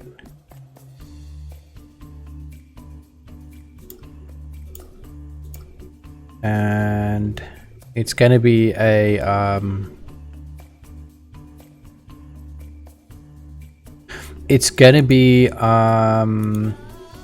a solution that basically monitors a DNS service, and if a specific number of queries fail to specific domains, it's going to withdraw BGP routes. Sounds like a simple piece of software, like I explained, but they're going to hold us basically responsible for if anything bad happens. So they provided a quotation for that. I'm not sure exactly how I think about doing it, but it would be a cool feature to have. So what we'll probably do is a plugin framework or so with a set of unit tests or so that we can then plug in various types of tests that we do. Okay, so what did I change here while the mouse was fucked? Probably like a few lines pasted by mistake, a couple of lines removed. That looks good.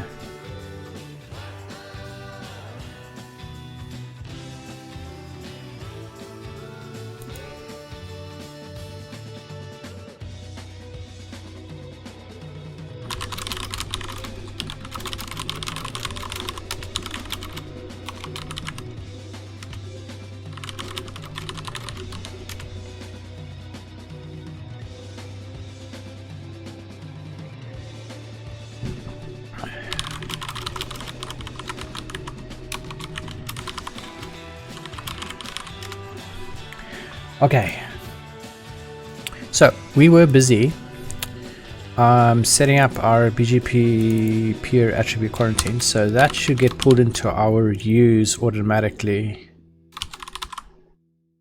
It should get pulled in. It's not getting pulled in for some reason. Did we set the type here properly? Where were those attributes? What the fuck is going on here? I think that was some kind of a mispaste. Okay, so that's why. This should be BGP peer attribute quarantine. We can remove the quarantine override.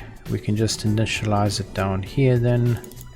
BGP peer attribute quarantine. Remove the override over here.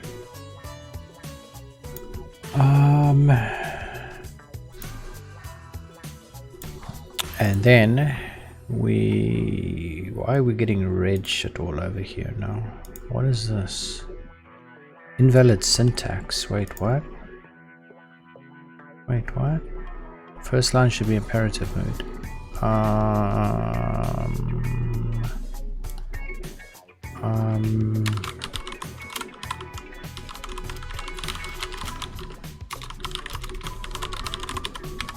Yes. Okay. Invalid syntax. What the fuck, mate? Where's the invalid syntax? I don't see any invalid syntax here.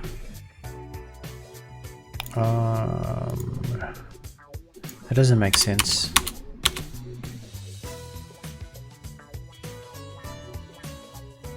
What the fuck? I don't know, chat. I don't fucking know. Where's the invalid syntax?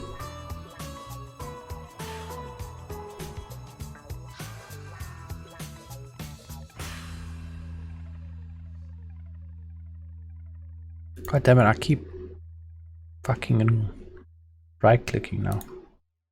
Where's lines that were changed and moved? Over here, right?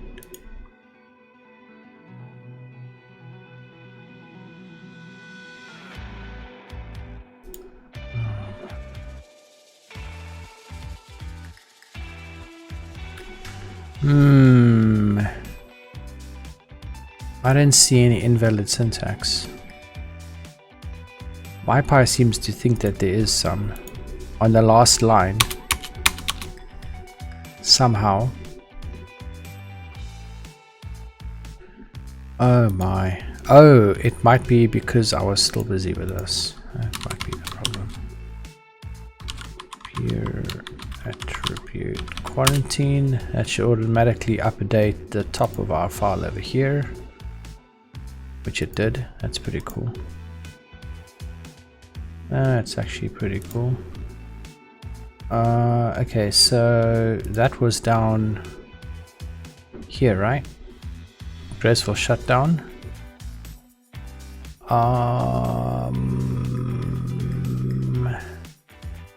We got quarantine being returned down, and we have those two is functions, right?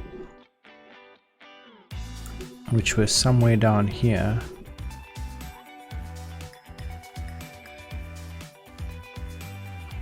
Over here, quarantine and graceful shutdown, we're returning the derived value. Okay.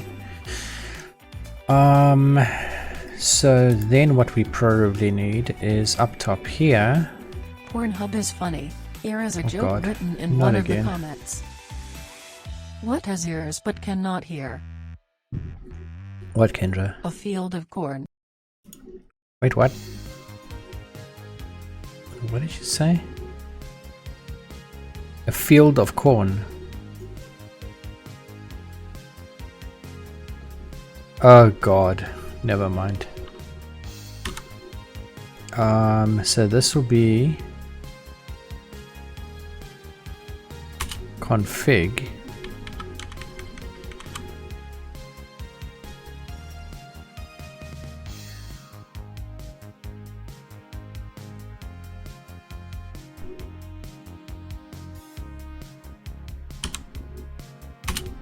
So this is pulling it in from global configuration. This is pulling it in from peer configuration that can override global configuration, right?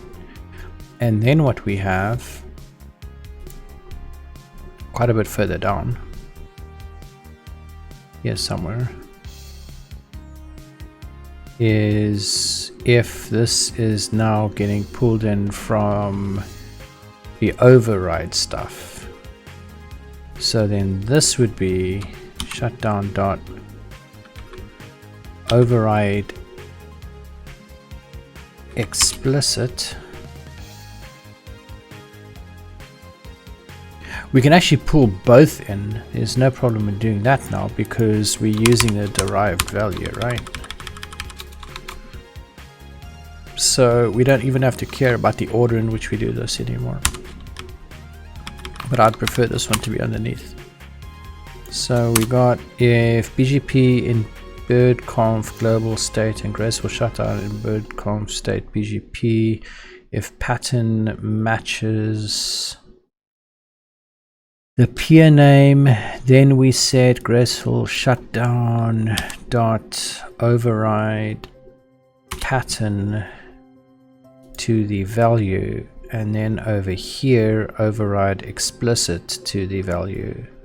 And then we can do the same with quarantine over here.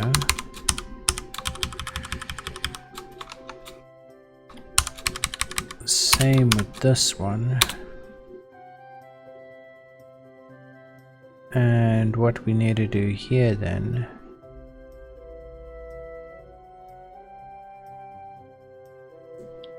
is this would be override pattern.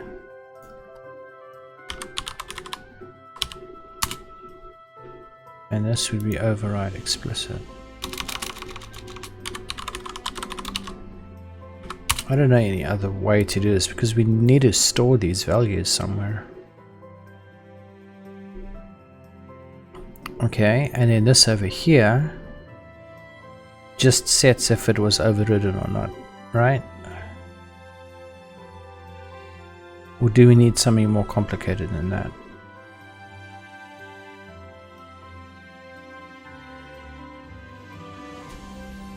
So this would be the configured value.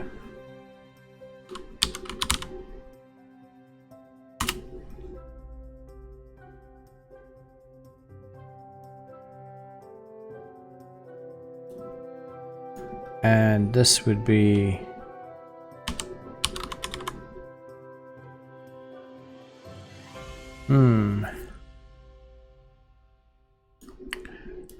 we actually need to add another function there, or another property there. And this one is going to be, okay, I should just copy this one.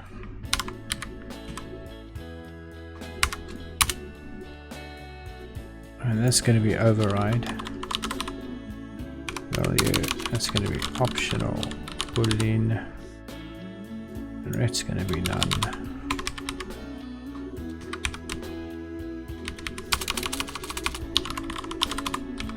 Okay.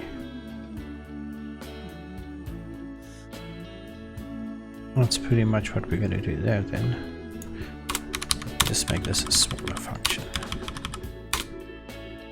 We don't need too much fucking empty lines here, it's pretty straightforward, right?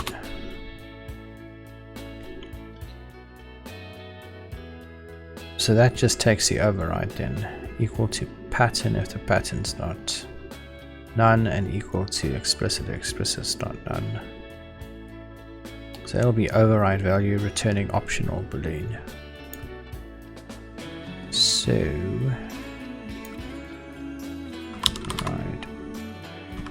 value, unless override value sounds a little bit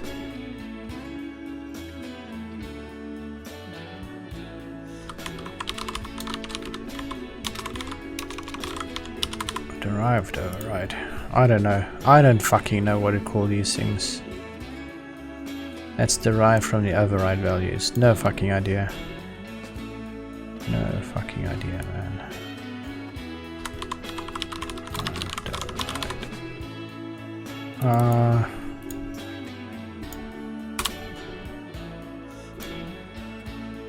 So if it's not none, we set this to the derived override value, and this one over here, derived override, and that's going to be self dot quarantine dot derived override value.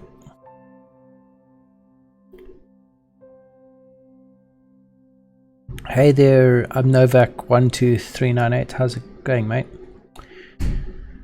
Great stuff, man, great stuff. That's very good to hear.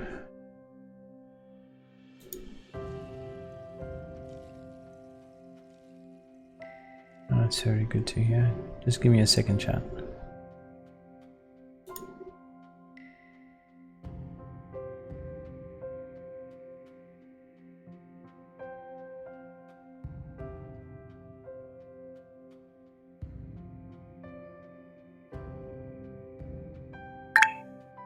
Just give me a second. Oh my dear Jesus.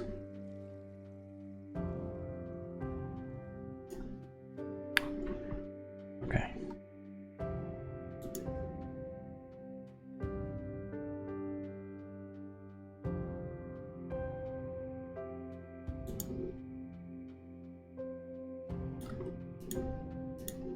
Let's see. Where were we? So that is going to pull in the override, the derived value from our fucking overrides that we have, right?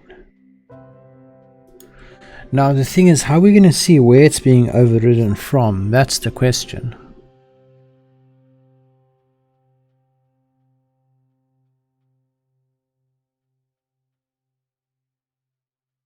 Maybe if there's just an override, it's fine. Okay, anyway. But, oh, wait a minute, that's not going to work because I think we're sitting back with the same problem now. What is going to happen here, right? GNU Parted 3.4 is out as the first update to this open source partition editor in 16 months. Okay.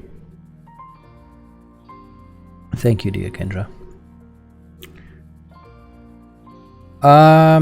Mate, so there's 3 configuration values for this specific feature, you could say, right? And we have to track where they came from so they can be switched on and off from the command line. The thing is, we got a pattern that can apply to different peers. So if we got a pattern that has matched a peer, we're setting graceful shutdown override pattern equals, and it'll be true or false to say that it came from the override pattern, right? Explicit would be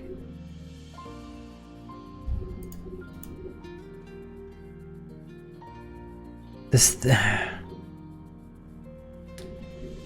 The problem here is if we are setting override explicit or override pattern, either one of those, when we then save it again to our state file, it's going to turn the explicit on. I don't know if that's something that we want to do though. So if you've got a pattern to match all new peers created that sets them into quarantine mode. You create a peer, it's in quarantine. You create a peer, it's in quarantine. You disable quarantine globally via the command line with the same pattern. So you remove the pattern that was matching the peers. You would expect the quarantine to then be removed off of all the peers it was added to. Right now, what would happen is as soon as you add it as a pattern and the state file is saved, it's going to set it for each peer individually as well. Hey, so we have a new follower. Thank you for following Dolphin11011. Hey there, Dolphin11011. Thanks a lot for following, mate. So what happens now is if you set a pattern to match all peers, you create a peer, it's going to be automatically set to like quarantine. You remove the pattern, it's still set to quarantine. Or instead of removing it, you change it to false or so. It will still be set to quarantine, hey, because it's been explicitly set. Thank you for following Kapitan_Kazakhstan 012. Hey there, Captain Kazakhstan 012. How's it going, mate? So if we got our configuration right and we add a peer without any configuration at all, on the command line we set a pattern to match all peers, we set them to be in quarantine mode, The state file is saved. They all then receive explicit configuration to set quarantine mode in the state. We remove the quarantine mode from the pattern. Those then all still set to explicit quarantine. I don't think that should be the case. If you set quarantine globally, you fire up the BGP daemon, everything is quarantined, you stop the BGP daemon, or even if it's still running, and you add it from the command line to say, for instance, quarantine all customers, you then remove it from the command line, you would expect all the customers to be unquarantined. What happens right now is all of them would remain quarantined because the fucking state file is saving that attribute for each and every single one of them, instead of keeping it just in the pattern itself. Unless what we do here, fuck man, unless what we do here is we just don't save what we got from the pattern, then we just save what we received from the peer override, which means we need to then revert all the changes we made.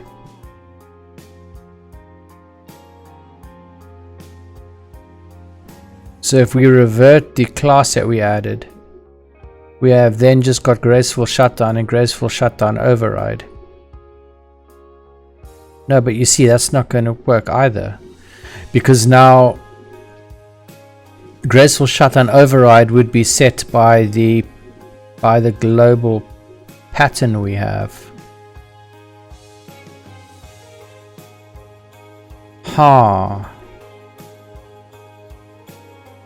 My jokes suck, but I got one for you. Okay, Kendra. Did you hear about the 2 silkworms in a race? It ended in a tie. Oh my god. Maybe this should be...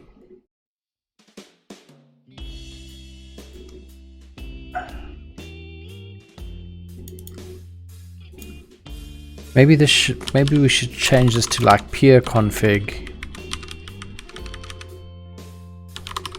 peer override, and global pattern.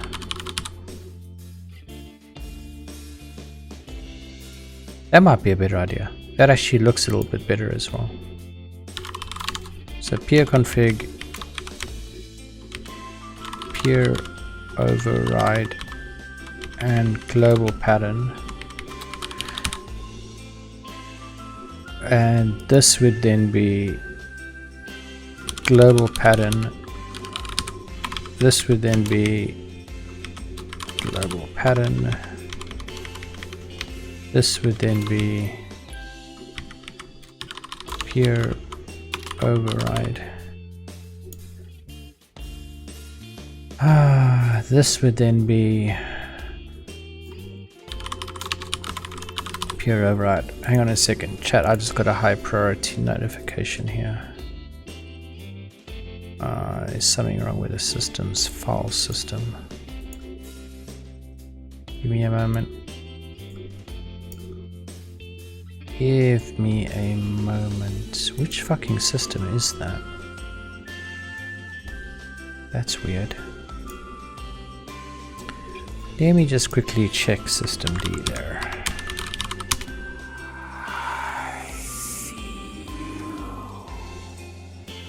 Hey Nigel, we have a new follower.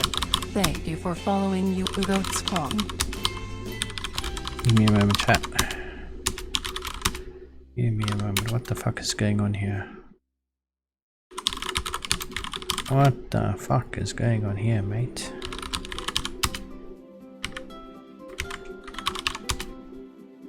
What is this thing even doing? Oh, it's still doing a backup, it seems. Oh. Well, that is weird.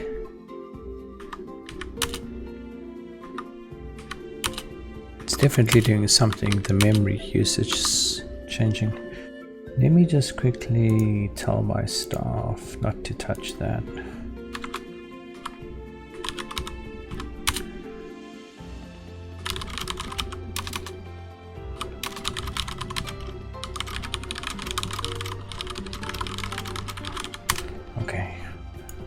think everything is fine there.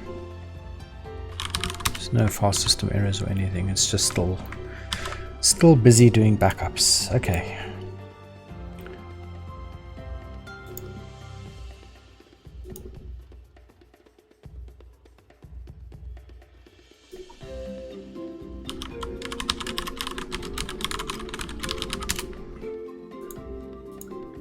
Okay.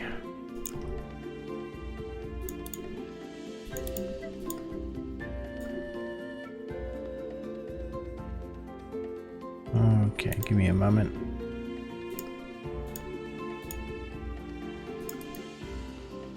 Ay, ay, ay. My to-do list just keeps piling up, chat. Okay, cool. So, peer config, peer override, and global pattern. Peer config, peer override, global pattern. We got derived override. But this is also an override as well, though.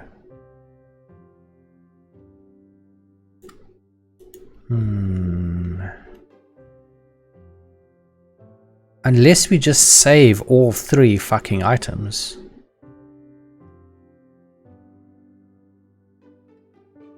I don't think that's going to be of use to us.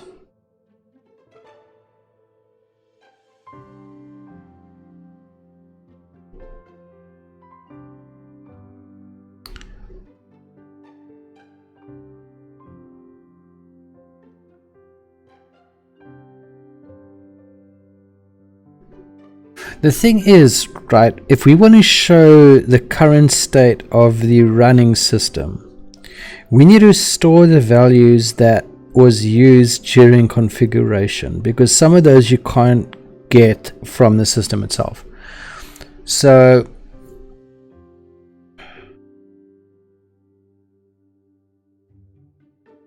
the other problem is you can now change that state information while the system is running without changing the actual running system itself.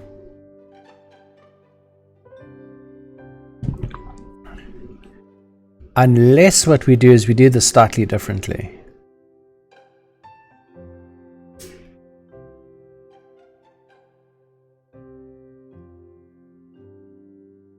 But then again, we're going to run into one more issue, because we came to this when we were doing OSPF, right? Overriding specific options for an interface,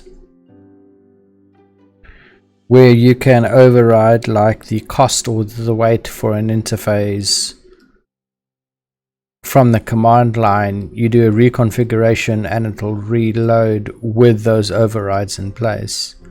This over here is when we're matching a peer's name with a pattern that we can then set a value for. Or we specify the peer name and we can set the value directly. So the adding of it is, I don't know.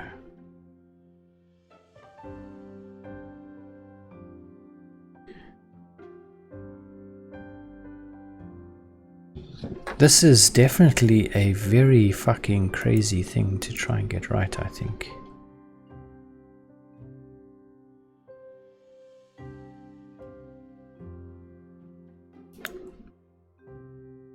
I'm not sure how we can do this.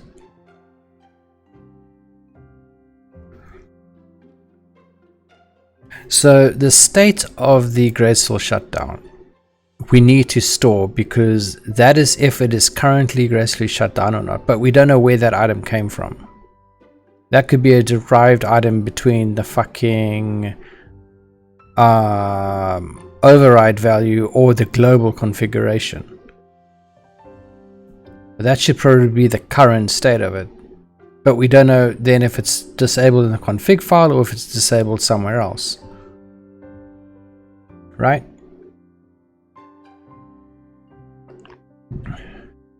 Unless what we do is we store graceful shutdown here, that is the actual state of the peer at the moment, and we store the override somewhere else, entirely different. We just won't have what the configuration is. So if you change the configuration, you do a show, what's it going to show? It's going to show that the peer is currently gracefully shut down, but it's going to show that the configuration shows that it isn't.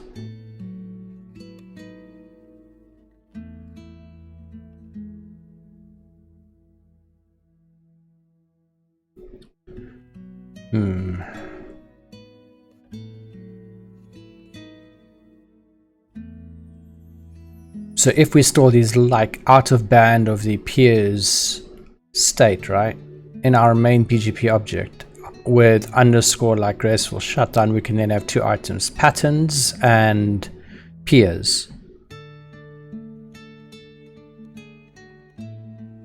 And then fuck what the configuration value is.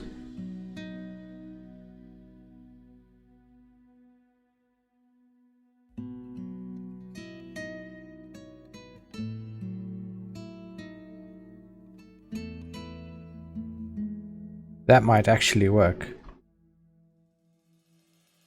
Happy Thursday to you as well. You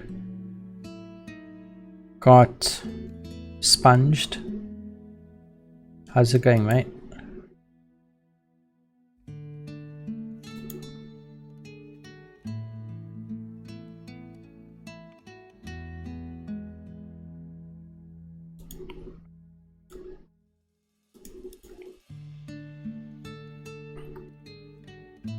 So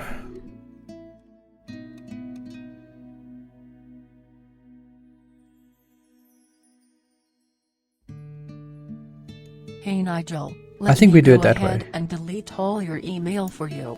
Yes, Kendra, do it. Fucking do it, mate. Maybe we need to just revert all of this. We need to achieve this in an easier way.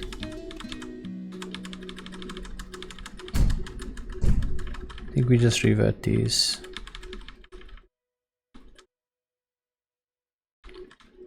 Oh god, that's quite a bit of shit we need to revert, chat. We can probably delete this.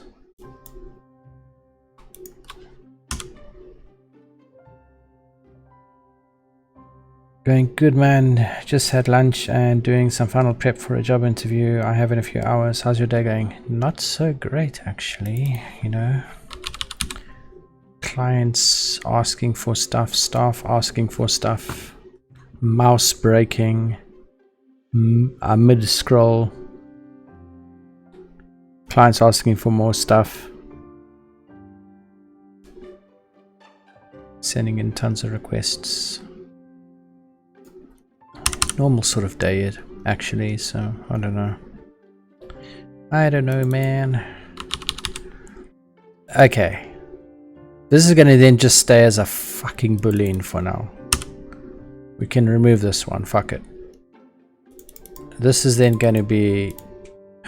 Oh shit, fuck. You know why we had the override option? Because this could be none, which means it's not being overridden. But it's fine. I think we can determine that, right? I don't know. We'll figure it out some other way, chat. We'll figure this out some other way. Okay, so everything is now back to being just a normal boolean, right? Right. So now, we don't know what the configuration item is. We don't know what is actually running at the moment, do we? We don't know shit about what's going on with this peer right now. So maybe what needs to happen... So the state of the peer is the current state after configuration, right? So this does need to stay as being self-graceful shutdown. That's the current configuration of it. We don't need to store what the configuration then is of the override. We're going to keep that out of band then. We don't need to keep track of that here then. We can probably calculate what the outcome would be after a configuration override or after a configuration change pretty much on the fly instead of adding more code to it. So this is then going to be quarantine is going to be over here. We then probably need a setter for it as well now again. Quarantines dot setter, right? Def quarantine self comma quarantine boolean return none. Set the quarantine state of the peer. Self.peer attributes dot quarantine equals quarantine. If I could spell quarantine, it would help. Oh shit, what the hell happened here?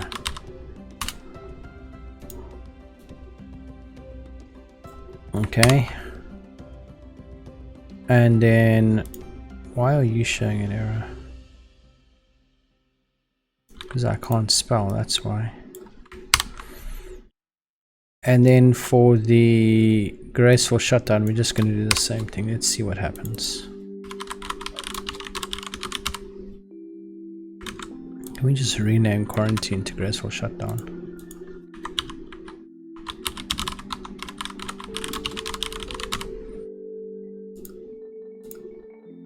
Okay. Sounds like an absolute nightmare, especially with the mouse messing up. Yeah, man. And I just had to try and fix it, and I kind of took it apart. Only to find out that it's probably not fixable. Fixable. Fuck, I don't even know. It's just old also. I mean, the bumps in the scroll wheel are like really soft, and for some reason it was scrolling up and down really fast across some of the bumps, which is not so cool. I don't know why that would be, but I took it apart, checked it out, and determined that it's probably not worth the time to try and fix. Okay, so we got graceful shutdown setter. So that's just going to set our graceful shutdown property. And we then have our is graceful shutdown as well, which is over here that we don't need anymore. We're going to have to figure out some way to do this. So that's just going to be self-graceful shutdown. Right, and then we need is quarantine. That's just going to be self.quarantine. I was searching Pornhub and came to this conclusion. Oh Mount God, Olympus ones on Mars is 3 times the size of Mount Everest. Oh. How did you get to that on Pornhub, Kendra? I don't understand that. Okay, so over here we need to see what we have to do.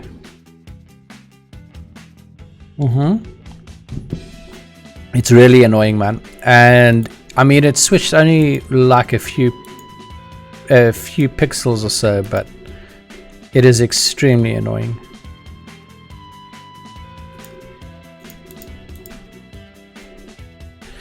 Okay, so if BGP in the global state has a pattern, can we just do a pattern match?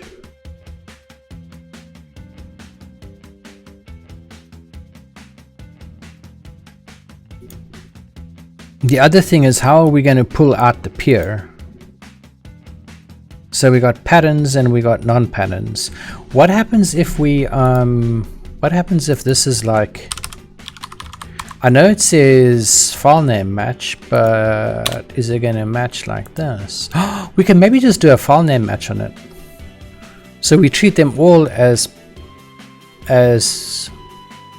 patterns then.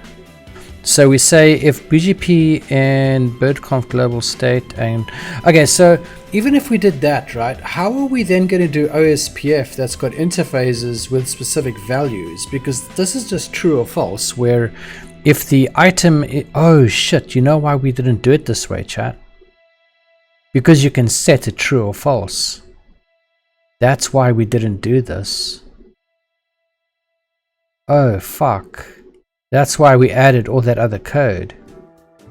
Because graceful shutdown can be set true or false on the command line. We don't have a way to store that. This over here just enables global graceful shutdown. There's no way to actually disable it. Fuck. Unless we change it to a dictionary where we've got a pattern and a value attached to the pattern. Well, we actually sort of do at the moment.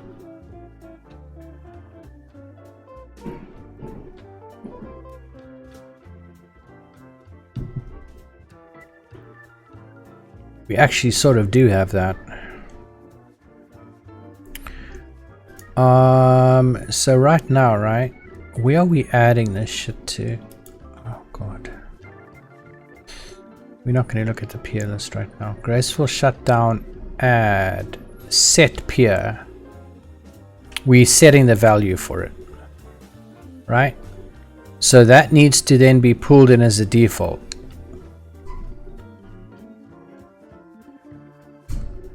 In the absence in the oh my god, so patterns first then peers is what we probably need to do here. And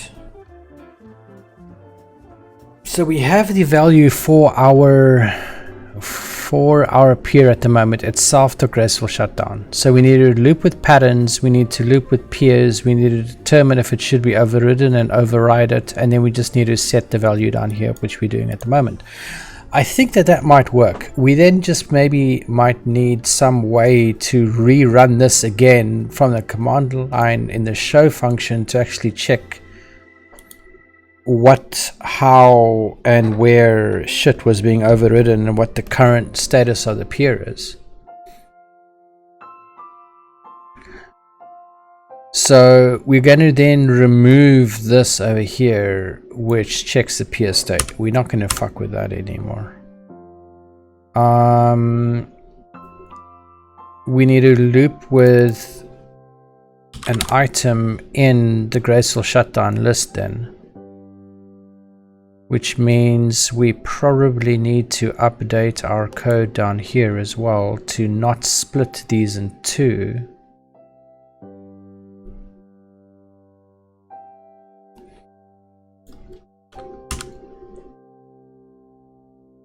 Right, we're just going to add it. We don't fucking care what is going to match or not.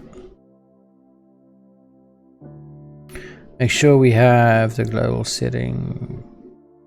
Make sure we have the global settings. So self-to-state BGP graceful shutdown equals empty. Set the global setting for this pattern, and we just set the fucking value for it. If we're removing it, we do pretty much the same thing. We can remove this code there. Oh shit. Yeah. Can remove that code, can remove this, and we can de-indent this. Right. So that removes it. This one over here sets it. We need to do the same for quarantine.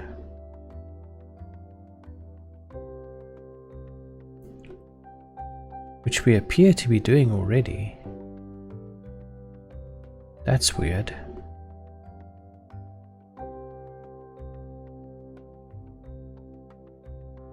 Oh my god.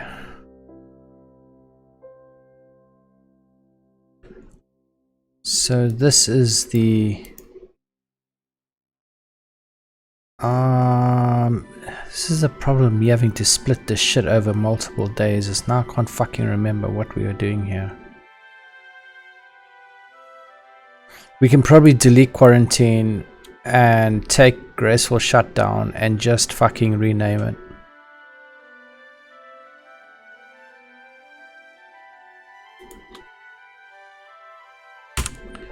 Fuck it. Actually, is that a good idea? Oh my fucking god.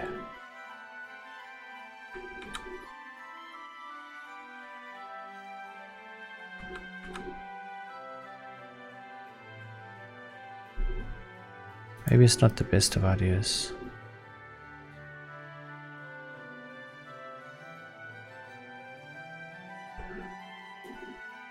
Okay, so this has got a... This needs to be called set peer. And this needs to be... I think we actually need to just rename this entire thing. This is not going to work as it is. And then we also got the one for OSPF as well that we don't know what the fuck to do with. So set peer sets it to the peer, sets that peer value to, or that peer to the value. Remove just deletes it, cleans up, and list just returns it. Okay, so if we copy graceful shutdown, and or should we do graceful shutdown first? Probably we should do graceful shutdown first, and then we can just copy it to quarantining. Okay, so I think that this looks good then. What we then need to just make sure is happening over here. So if BGP and SAF global shutdown and global state BGP, we need to first check if it's got a star in it.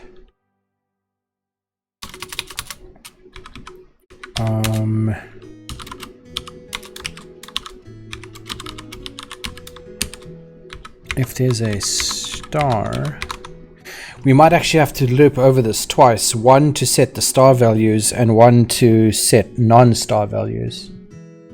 Hang on a sec.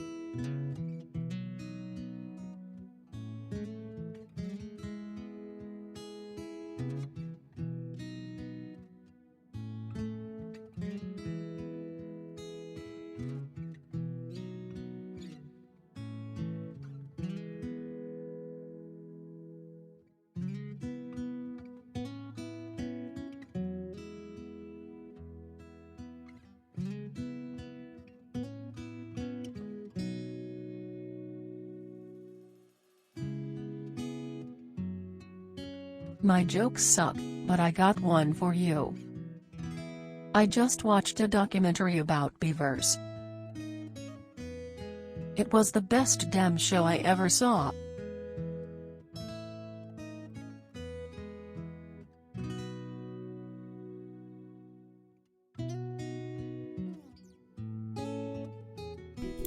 Oh god, Kendra, Jesus. Okay, we first have to loop with items with a star in it, because those catch like a whole bunch of shit.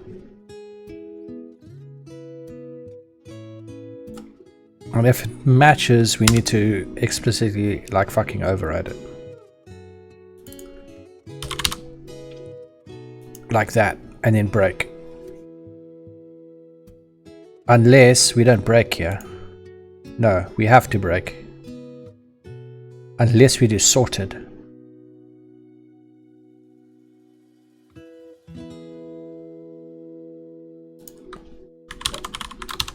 Probably a bad idea.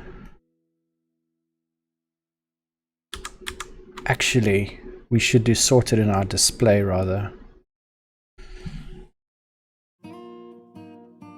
Right.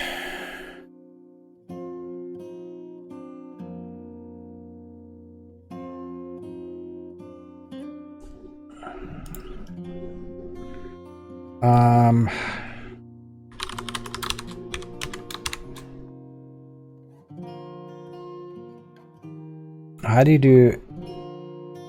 Is that sorted going to work though? Probably. I don't care. We'll see. We'll see if that sorted works as expected or not. This is going to be item.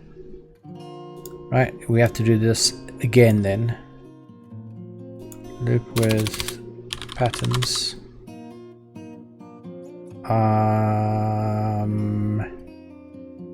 We should actually probably do sorted here as well.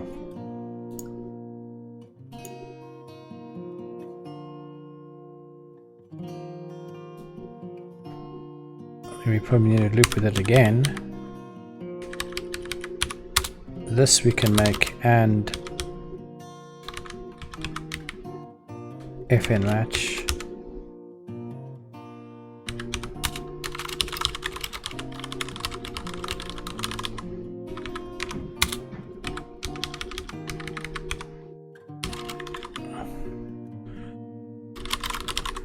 I can remove the break out of here. Okay, we then need to loop with, we can actually maybe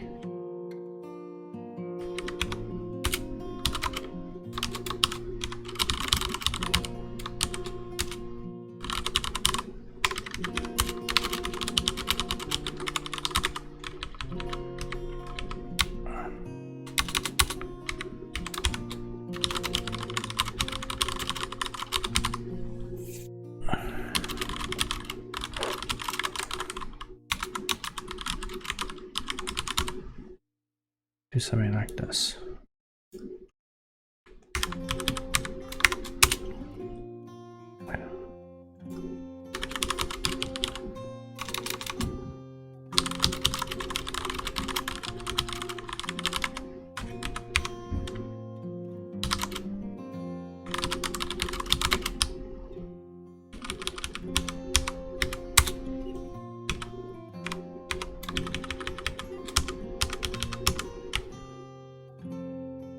Right.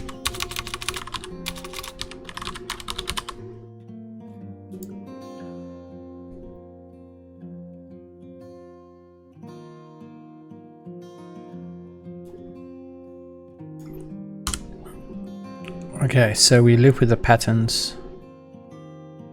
If it is in the pattern, we skip it.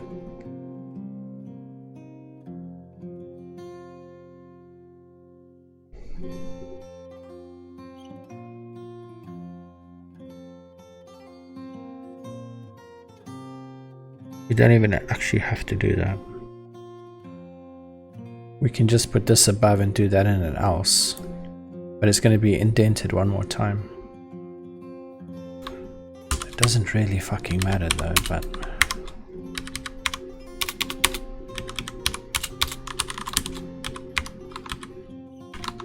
that skips all of those if we don't need it. Oh my dear Jesus, that looks so bad.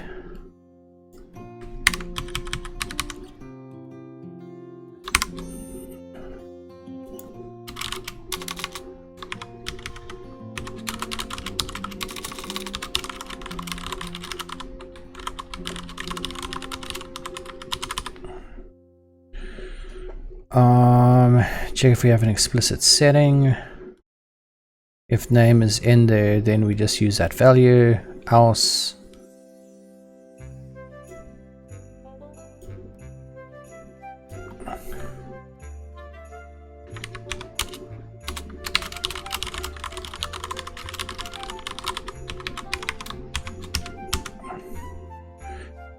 Else, if not, we process the patterns. If not, we process the patterns. And probably delete this again. If star not an item continue, unless it's a match, we set it and we keep setting it for each pattern. So you can disable star and enable pure star if you wanted to, for instance. And then we're just going to change, oh shit, we're just going to change graceful shutdown to quarantine in that block, right? Quarantine override.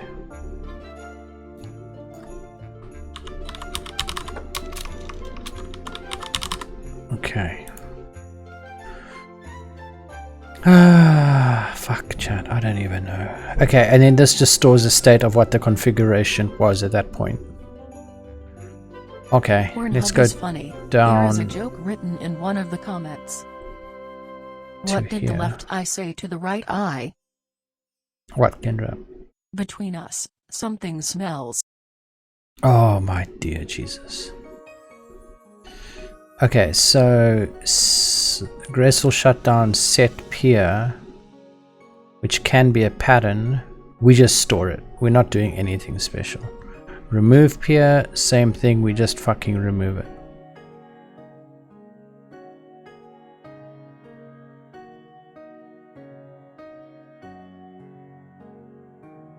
Right? We probably need to have an error here.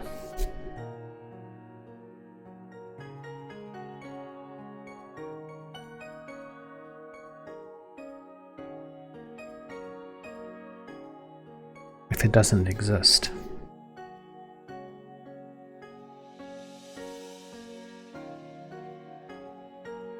Why is this deleting? I suppose that's right, actually.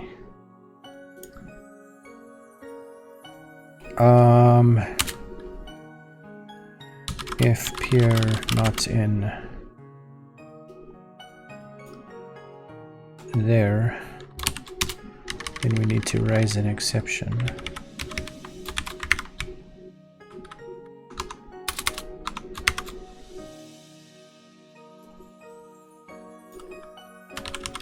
BGP peer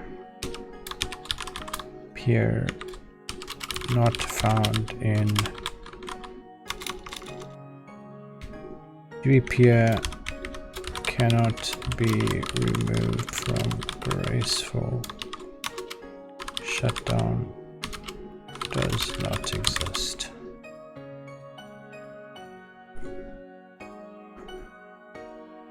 Or BGP peer does not exist in graceful shutdown list. Graceful shutdown override list.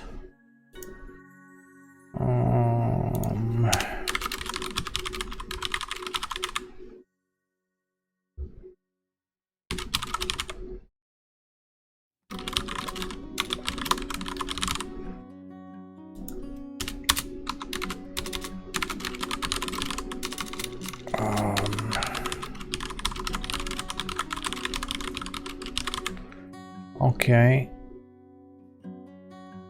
So adding is fine, removing is fine. Listing is a little bit of another problem, I think. Here what we probably need to do is maybe return some more information upon that, for that. I think what we need here is to copy, maybe not copy this. Oh god, we still have ECMP. I'm waiting everything to do. What the fuck, man? How are we even going to fucking return these as a value? This is just returning a list, right? We probably need to... How are we going to even fucking do this? I don't know. Let us check our terminal again. What is it? Set.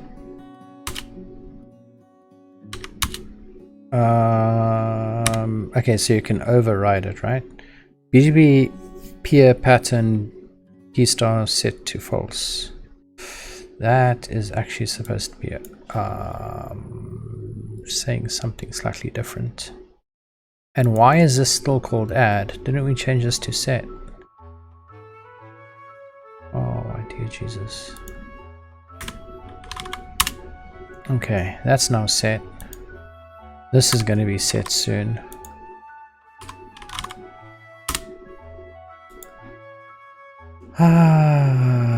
Okay.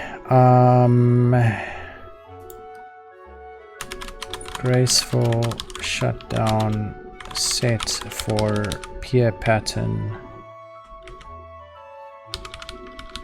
with value. Graceful shutdown set for peer pattern p star with value false.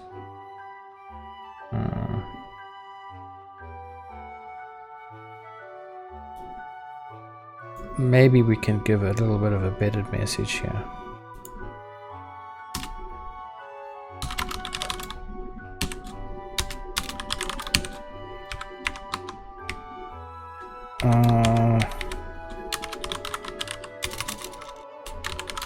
P graceful shutdown disabled for peer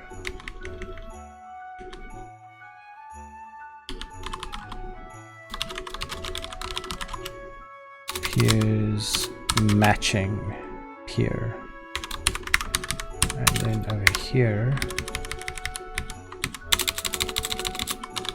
enabled.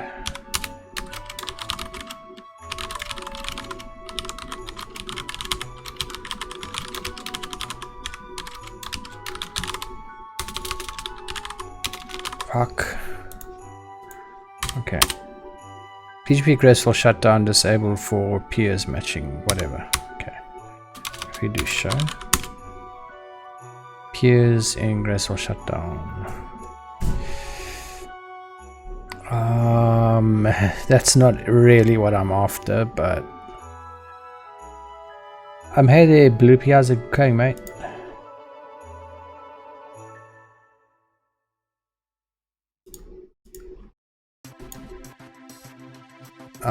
We're gonna probably have to clean this shit up a bit. And we're probably gonna copy it to our quarantine. So remove is basically gonna get the same thing as this.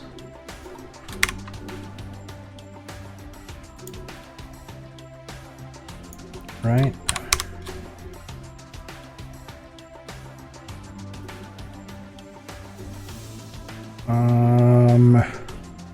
But the thing is, it has to exist first. We should probably check if it exists or not. How are we gonna fucking do that?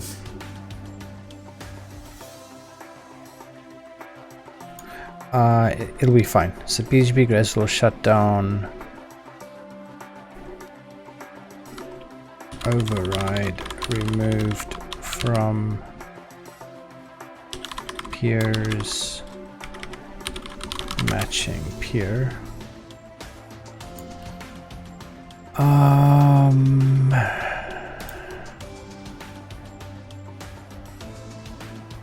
We are checking if it's in there for remove.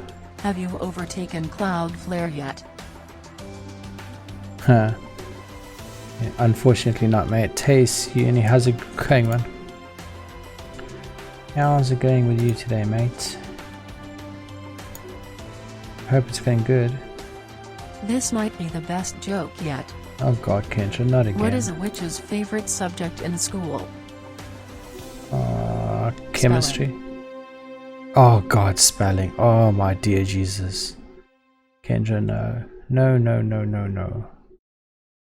Okay, so we can sort of show, we don't get the value though, so we don't quite know what the fuck is going on here, do we?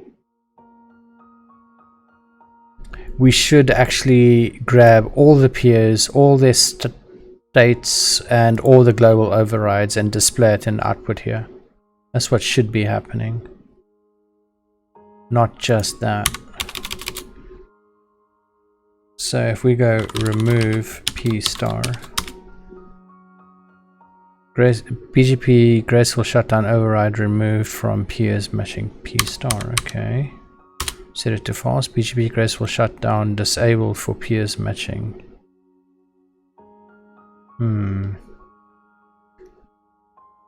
Maybe we need to change that a little bit more. Just a little bit more. This should be a F string, mate. And that output is probably going to be, it is down here, right? No, that output is going to be over here. Let me just fucking delete this fucking thing. It's causing problems. Override removed. So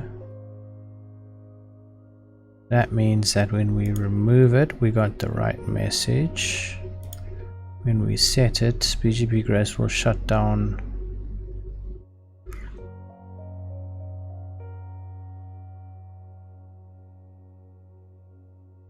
Enabled for peers matching, disabled for peers matching. Grace will shut down override.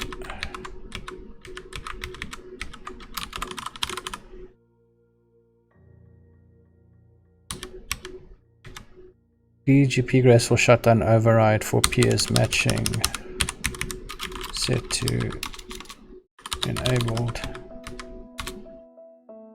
BGP Grace will shut down override for peers matching.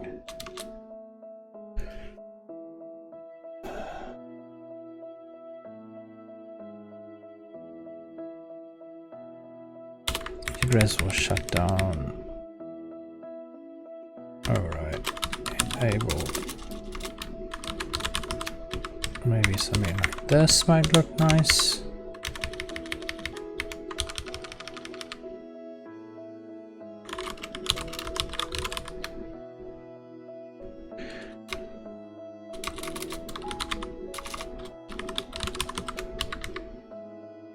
BGP Grace will shut down override enabled for peers matching peer. BGP Grace will shut down override disabled. That doesn't.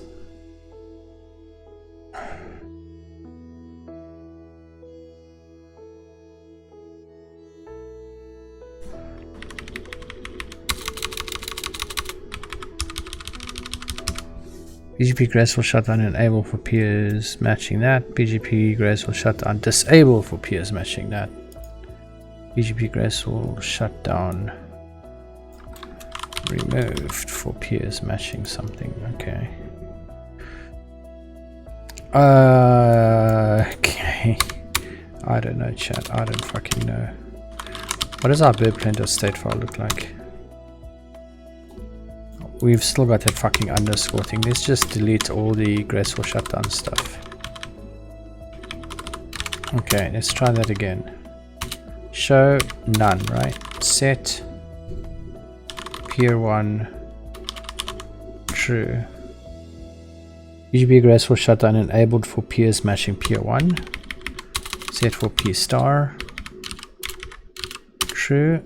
BGP graceful shutdown enabled for peers matching p star. Show p star and peer 1 birdplan.state. Why has it got an underscore graceful shutdown here? That should be graceful shutdown, right? But there we got true and true for those two. So if we then set, okay, so during configure is when it's going to actually change this one here. But why is it an underscore? That's my question. That should probably not be an underscore. It's not an underscore, it's a fucking non-underscore. Which probably means that there's something wrong over here then. Probably means that this should just be graceful shutdown. But why is it set for the... Why is it set for the peer though?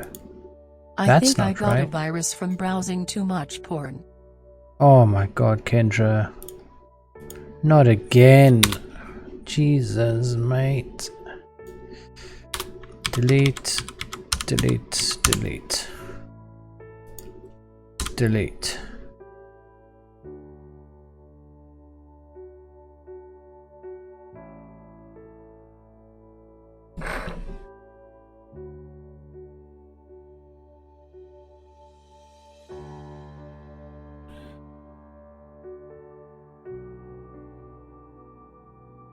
Oh my god.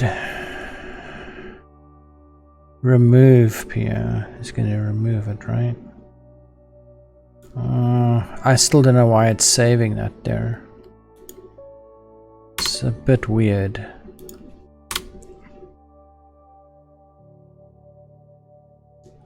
Okay, so that's graceful shutdown. Let's edit that. Let's delete these again. Let's delete this. Let's run set p star true, peer 1 true. Okay, it's not being set now, but it's being set over there. But why is p star now not working?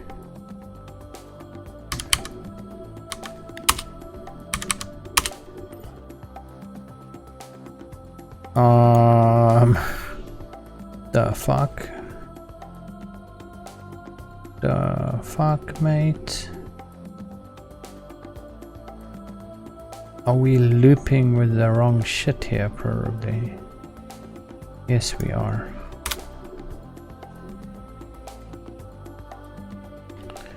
Yes, we are. Okay,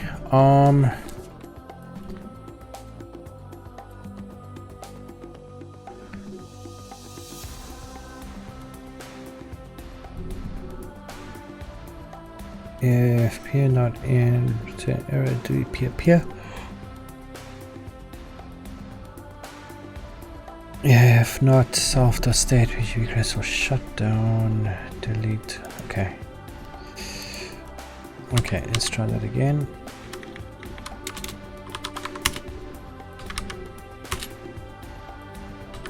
That's both of them. Set that one to false. That's both of them. Set that one back to true. Oops.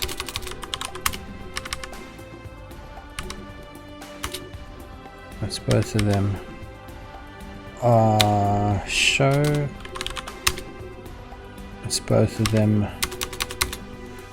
And configure. Let's go write the state file again. And graceful shutdown false, but these two are set to fucking true. What the fuck, chat? What the fuck? What the fuck? It's P1.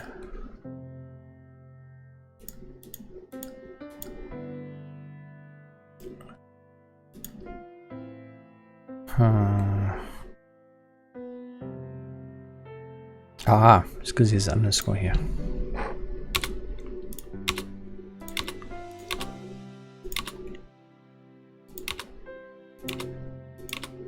Chat, I need to just quickly grab something more to drink. I shall be right back. Just give me a few minutes, man.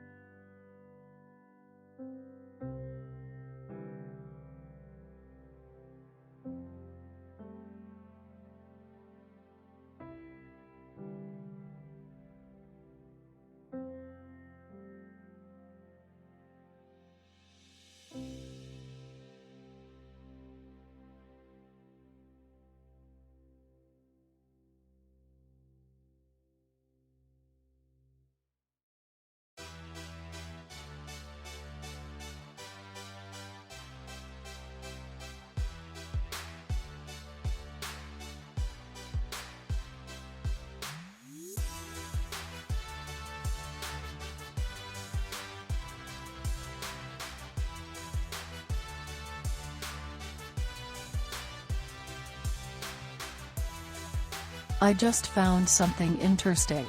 The human eyes never grow, but nose and ears never stop growing.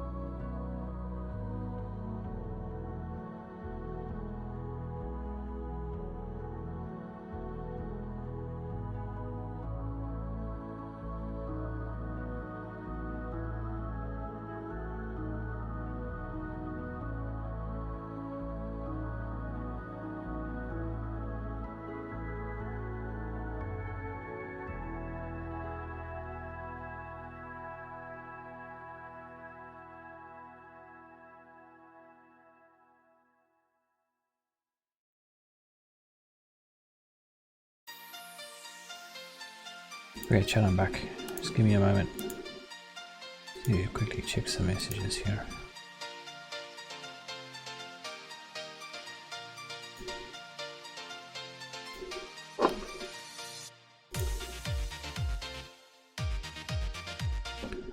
Just give me a moment.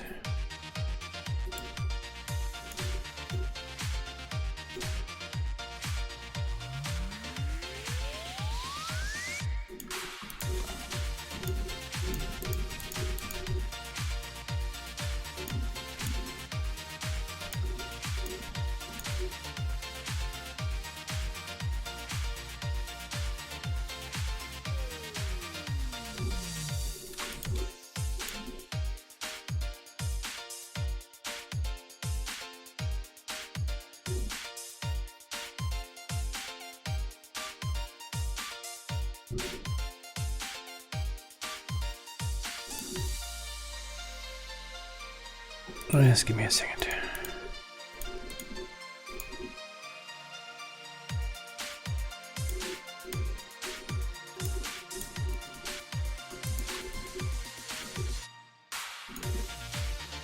Okay. Wait.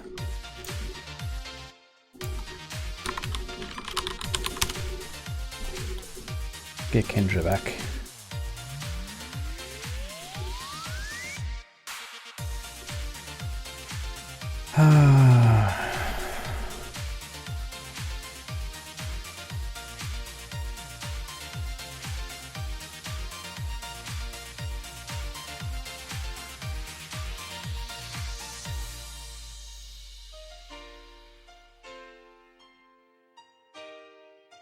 Okay, so why are we getting errors here all of a sudden?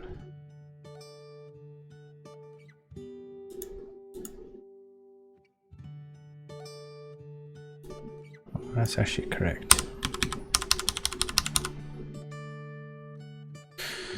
Okay, our output needs some help, I think.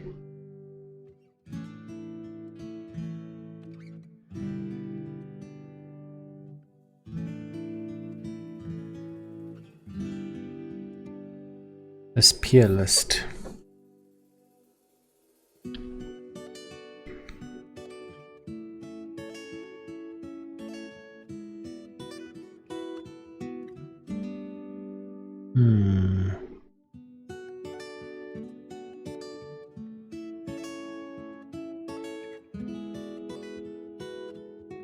Maybe we should call this state BGP graceful shutdown status.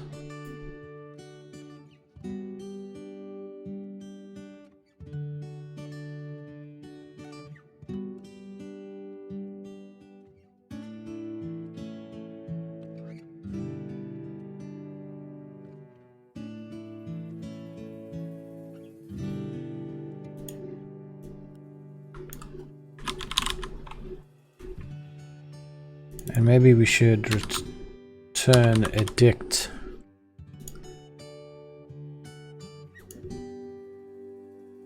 of string comma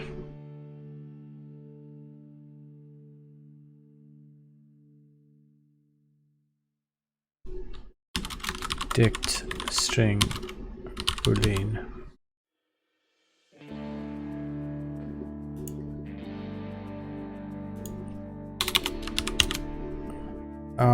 This is not going to make sense in this context.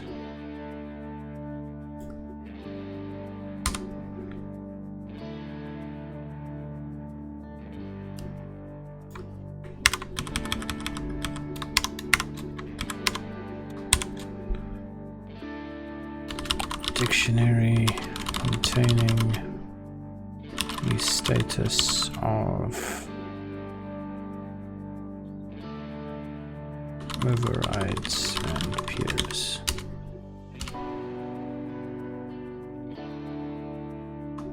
E.g.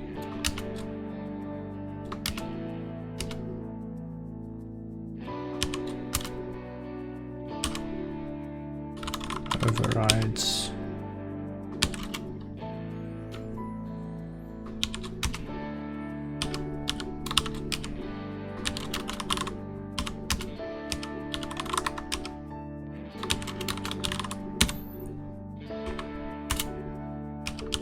peers.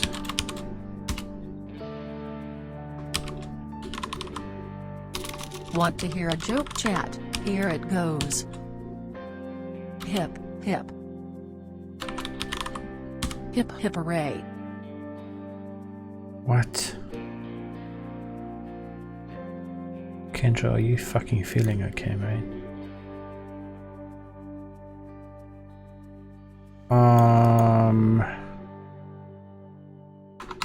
Can we then say ret equals empty? For fuck's sake. And ret overrides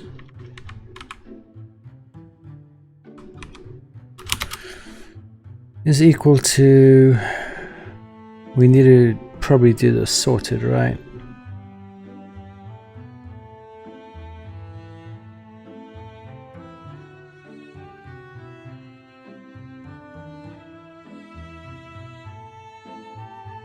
I definitely think she's on the source, mate. It's the only logical explanation here. overrides and peers, right?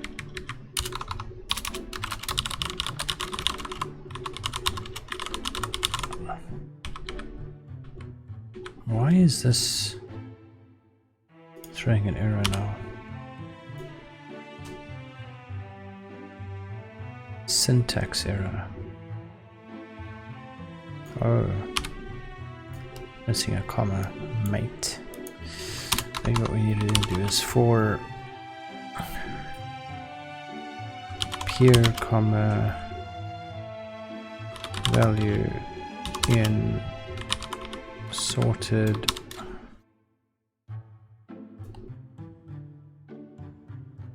can you sort this? Can you sort items like that? Maybe you can. I don't know. We'll see now. Return rate, right? It doesn't actually matter if it's sorted or not. Sorted here makes no sense anyway. So it means we can pretty much just assign it then. Ret overrides is equal to self.state. This would only make sense if that's defined, right? If BGP in self.state and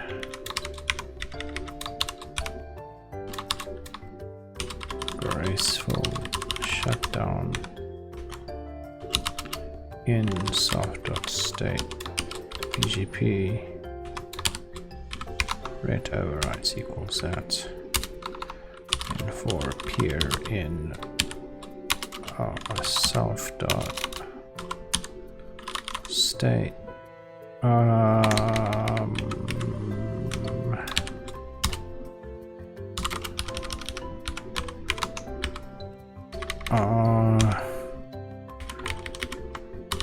can we do something like this?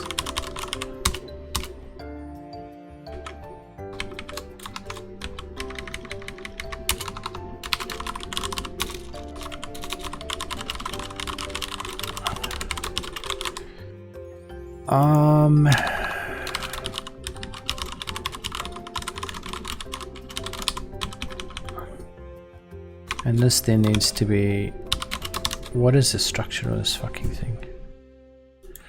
If peer in self.state BGP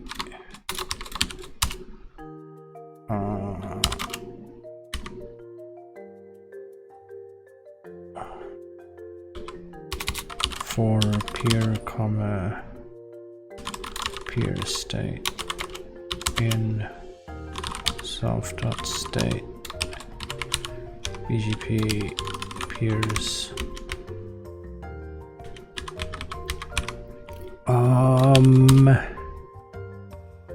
ret peers peer equals if graceful shutdown in peer state ret peers peer equals peer state graceful shutdown. Jesus.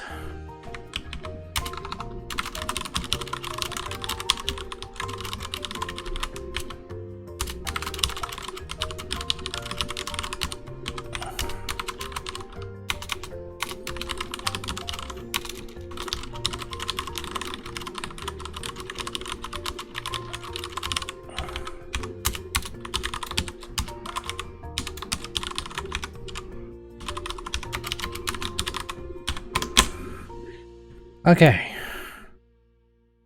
Maybe.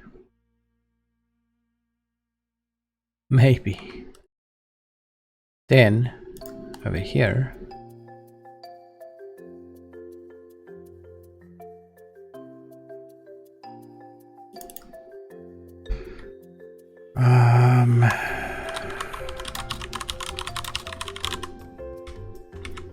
This was a dict of str, dict str, boolean.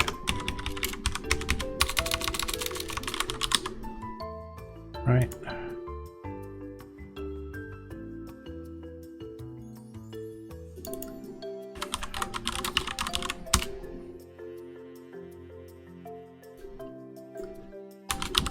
Dict str boolean.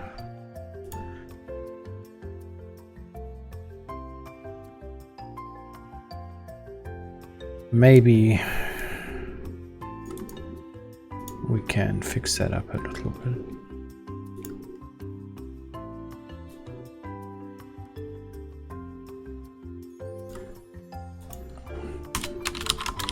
Following the LLVM 12 code branching earlier this week, the first release candidate of the forthcoming LLVM 12.0 is now available for testing.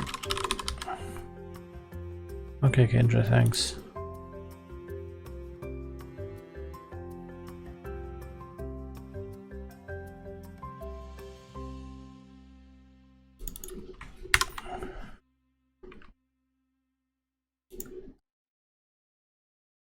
Thanks for that, mate. Well, it's even longer than the one before, but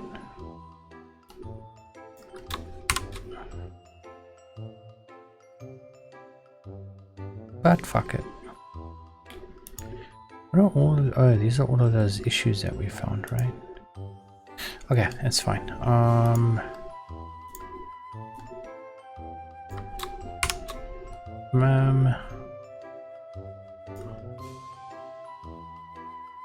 Oh shit, we're not importing any types here.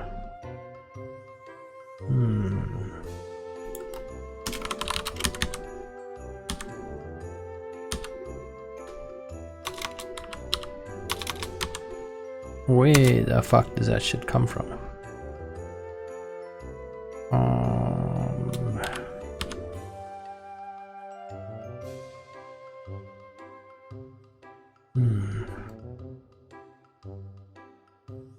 Comes from init.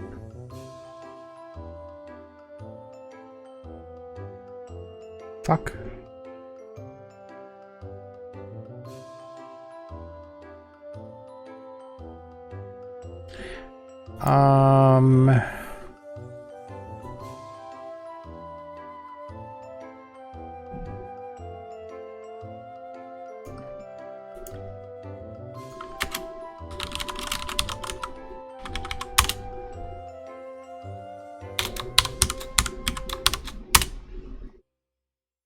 Well, that is odd, but it works.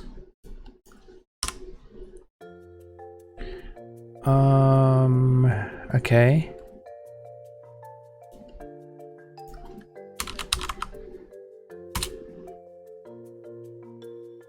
Okay.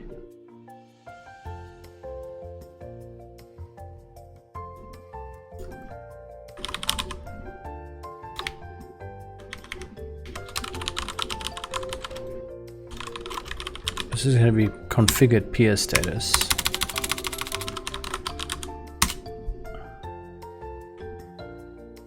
And this is going to be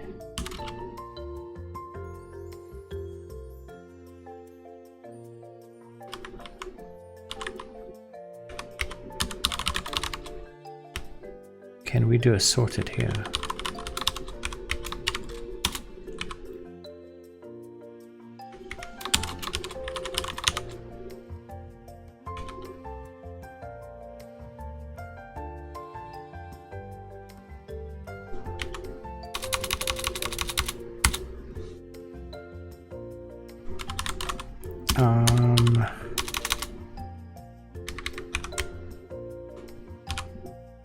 This is probably going to be peers, right?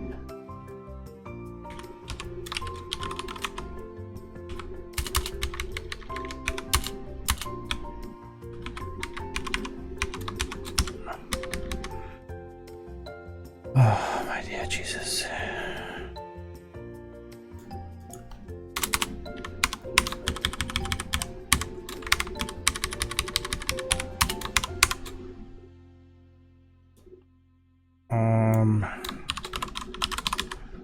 This is going to be overrides.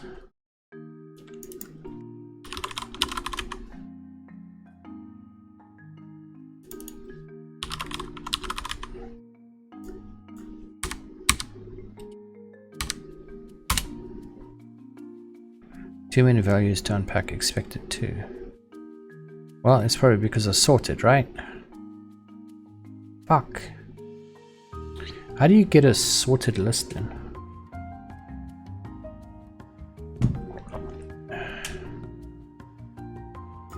To Firefox we go.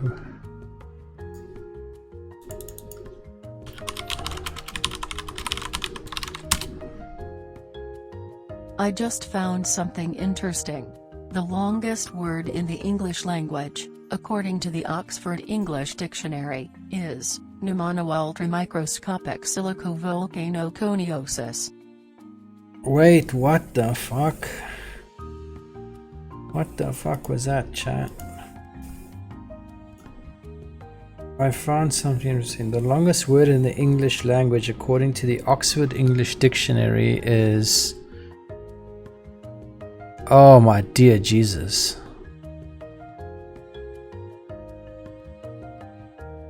I'm not even going to try and fucking pronounce that. I think she pronounced it just fine. Okay. Where were we? We were busy checking out sorting, right?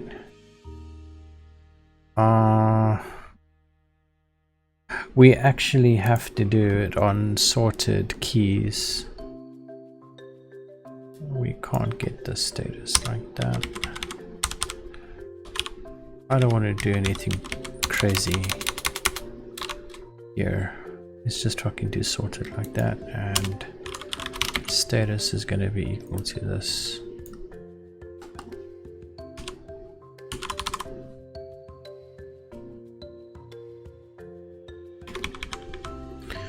Slightly easier. Slightly more readable.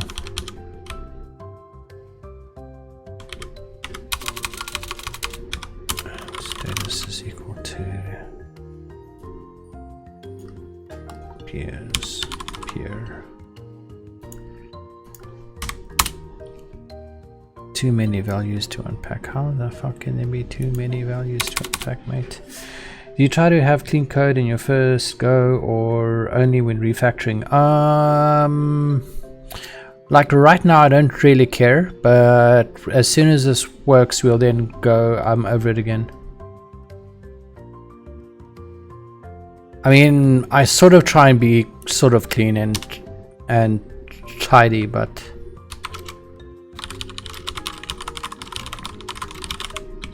sometimes it doesn't work out so great.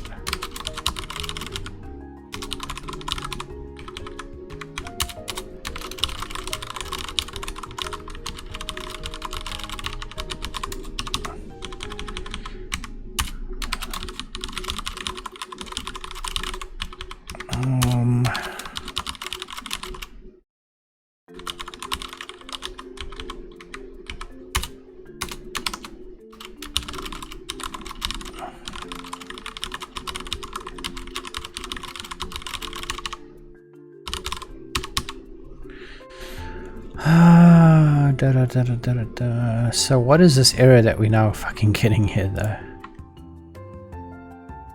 Wait, what? Where is this even? That's in status. Wait, what? Oh shit.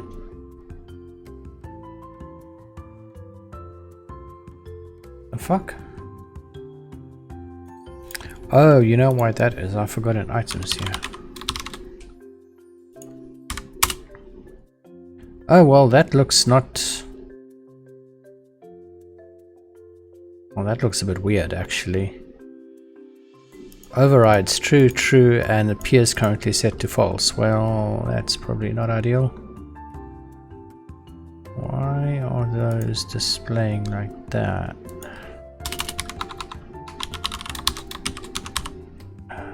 Fuck it. Okay, so well, what does our state file show us?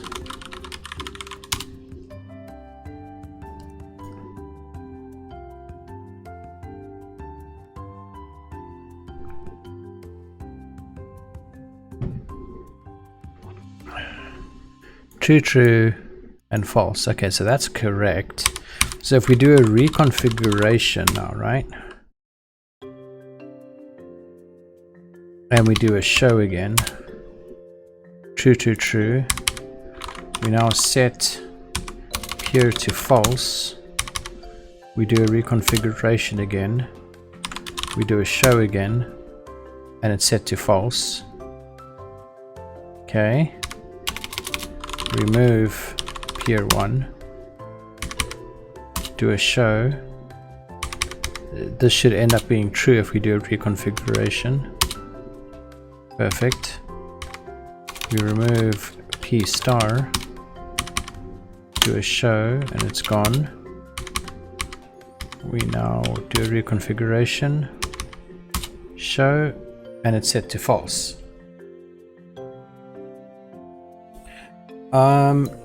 We can probably work out what it would be set to as well, right?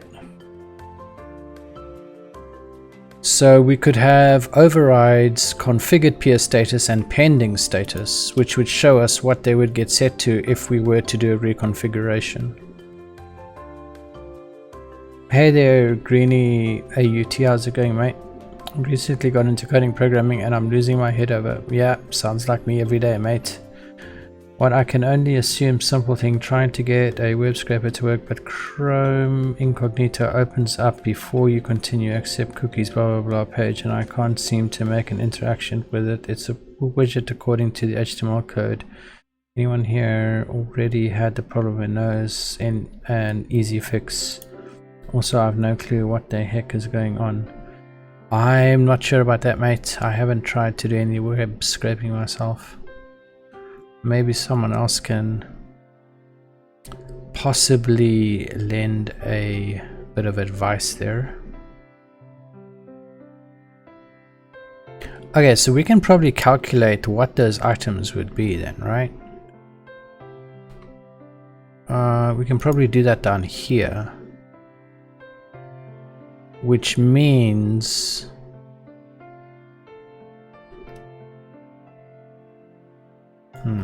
this probably needs to be BirdPlan shutdown status. Why is that throwing a fucking error then? Oh no, it's fine.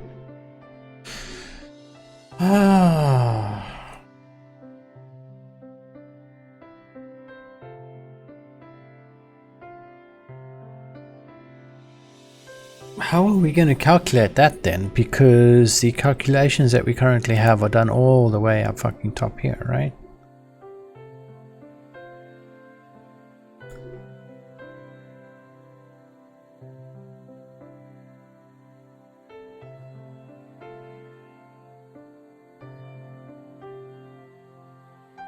Down up top here somewhere. Over here.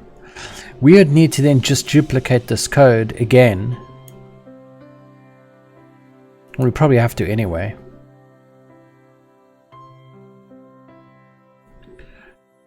We'd have to duplicate this somehow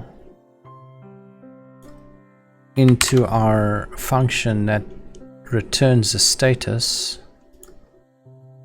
over here, right? So this would be overrides. This would be peers, and then we need peers pending, right? So that is now going to be we don't have access to the configuration, so how can we calculate that? Fuck. That's where our problem comes in now, isn't it, chat? Which is why we had those other options, isn't it, chat? It's why we stored it. Give me a moment.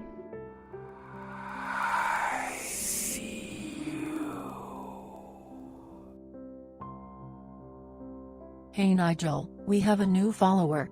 Thank you for following Hackintosh2317.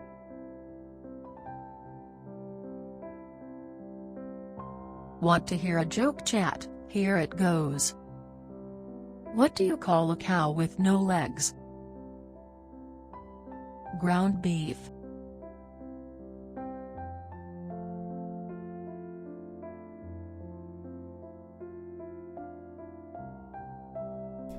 Hey there, I'm Hackintosh2317. How's it going, mate? So this is why we stored the configuration value. So we'd be able to see what changes would be pending if we change... hang on a second. Do we load the configuration when we do this, or do we just need the state file? It doesn't actually matter, because in order to get the configuration, we need to pass all the fucking peer configuration, right? And we don't do that over here. And we don't have the configured value at this stage, do we?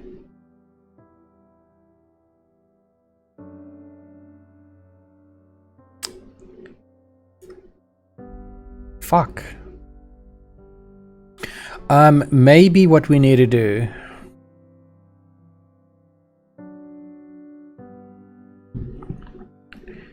we can't load the configuration either. Actually, we could load the configuration cached. That might work. So we use the current state to populate the values that we're not going to do internet requests for. I don't know if we should be going that far, man. Maybe we must just be happy with overrides and configured peer status.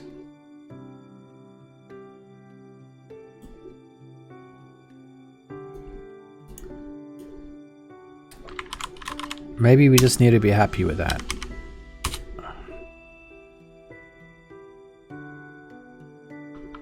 Something, well, it'll be quite a bit more pretty than this, but something like this.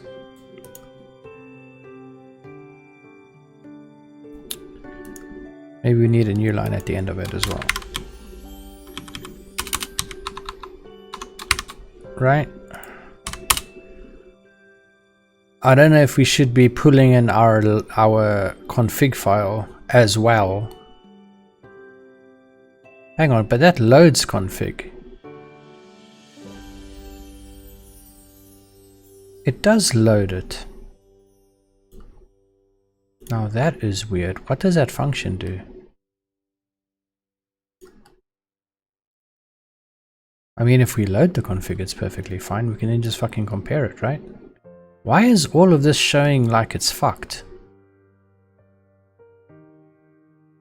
What the fuck is going on here, chat? Look at all of this. What is happening here? What the fuck is... Oh. I don't even know what we're doing here, to be honest. Okay, so... Oh, we moved all of these into separate modules when we were testing, so we can actually delete all of this code then. We sorted all of this out. We moved all of it into its own... Oh my god, we moved a lot of shit actually. We can delete all of that, like 200 lines of code. Goodbye.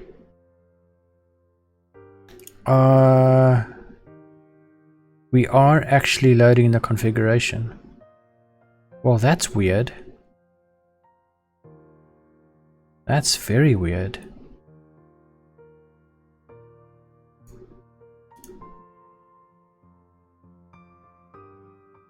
Oh.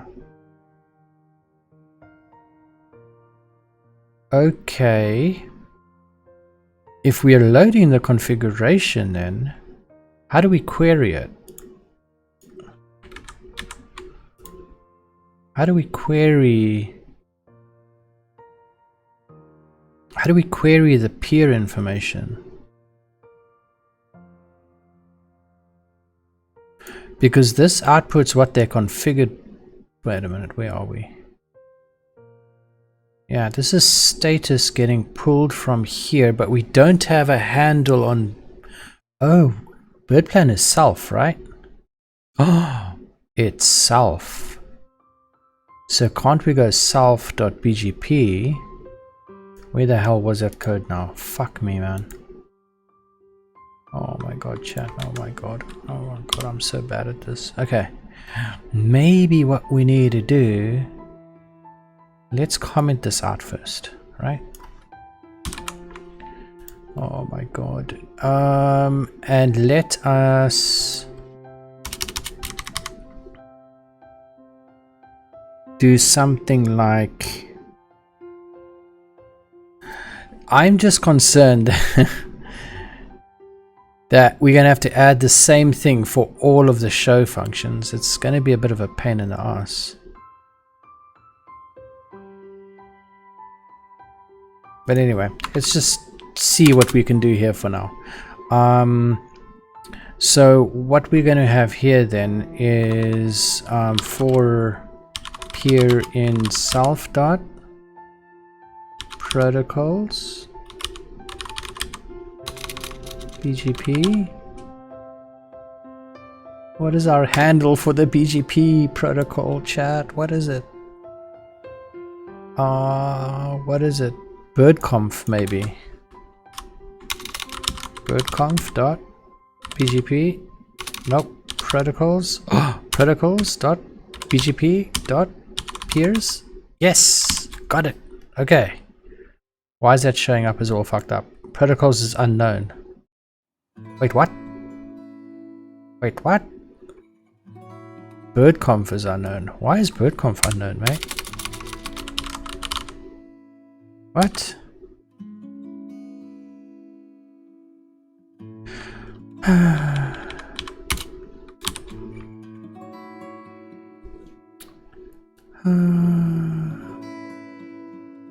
Do we have a property for it? We do indeed have a property for it over here.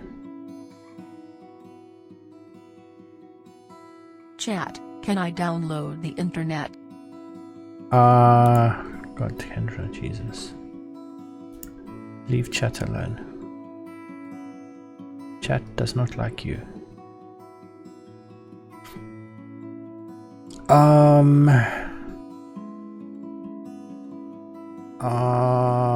Let's just go with this. BGP.peers. Right. Ret peers config peer is equal to I think there is actually a function helper thing here. Yes, there is. Peer dot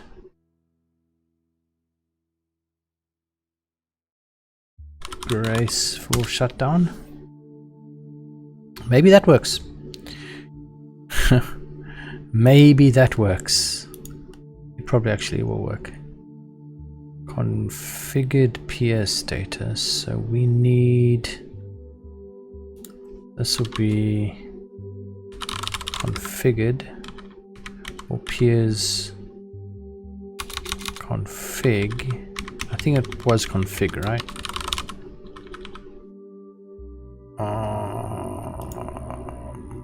Peers config.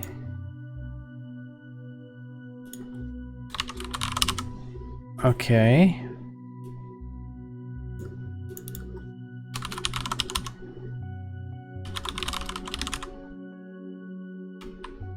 I don't know. We'll just put this in there for now. And let's copy this again. Current peer status.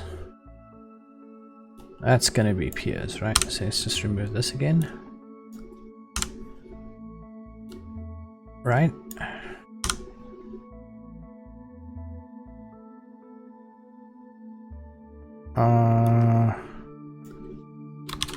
Pending config status. Okay. Let's just see what this results in. Fucking error, obviously. A fucking error, mate. Because it needs peers config over here. Oh, why is it empty though? Interesting.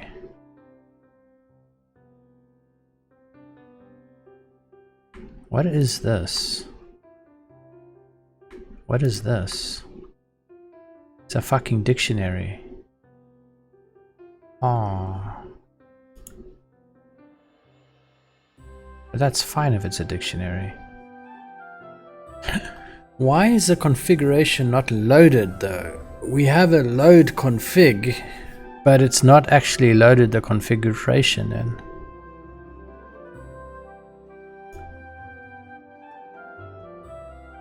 We've even got a BirdPlan load here.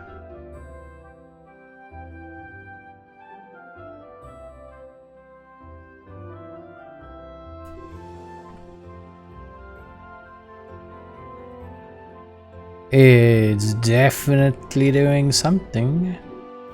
Oh, that pulls in the fucking state file. It's not actually doing the configuration, is it? We need to call the configure option for that. Oh, shit. That's not good.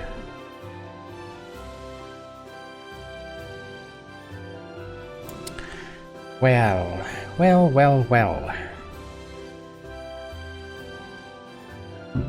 What's the problem? I'm the problem, mate. See, I want this thing to output more information. I want to see what the overrides are. I want to see what the current peer status is in terms of Gressel shutdown, and I want to see what would happen if we reran the configure option. Which means the result of this would be, you can now, well, when this works, right, you'd be able to set overrides over here, you'd be able to see what the current status is, and you would be able to see what the status would be after you've done a configuration of it. That's what I would like to be able to see. I don't want just displaying what the overrides are, what the peer configuration is, and then one has to actually think, you know? I want things to be a bit faster, where you can immediately see what is going on.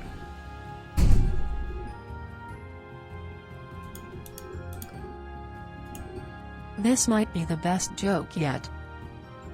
Why didn't the orange win the race? It ran out of juice. Oh my god, Kendra. Jesus.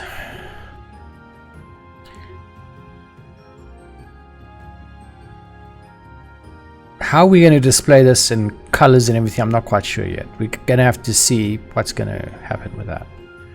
Not right now though. We probably just need to get the configuration status now in somehow. But the thing is, if we load the configuration, right? So BirdPlan load is going to load the state file, which is a little bit misleading. Well, it actually loads the configuration. It does not do the configuration there. We need to do the configuration in order to see what the peer status would be. But the other problem there is it's going to do network requests to pull in stuff like prefixes and shit. Which means we probably have to do something about that.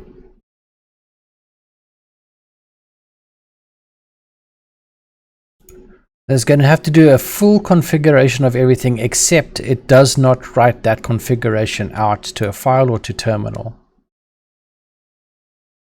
Which is not too bad.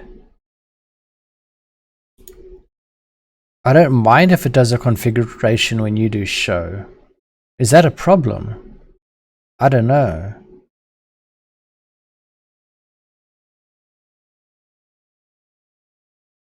So for every command we run, it loads a configuration. Well, it loads a configuration anyway, but it actually does a full configure then. Generates the entire output that we need. Unless we don't run the get, we have to run the get config actually, because that is where we shouldn't have any items actually set there, should we? No, that actually runs a section configure, which adds the protocols. But nothing is actually set in that section, right?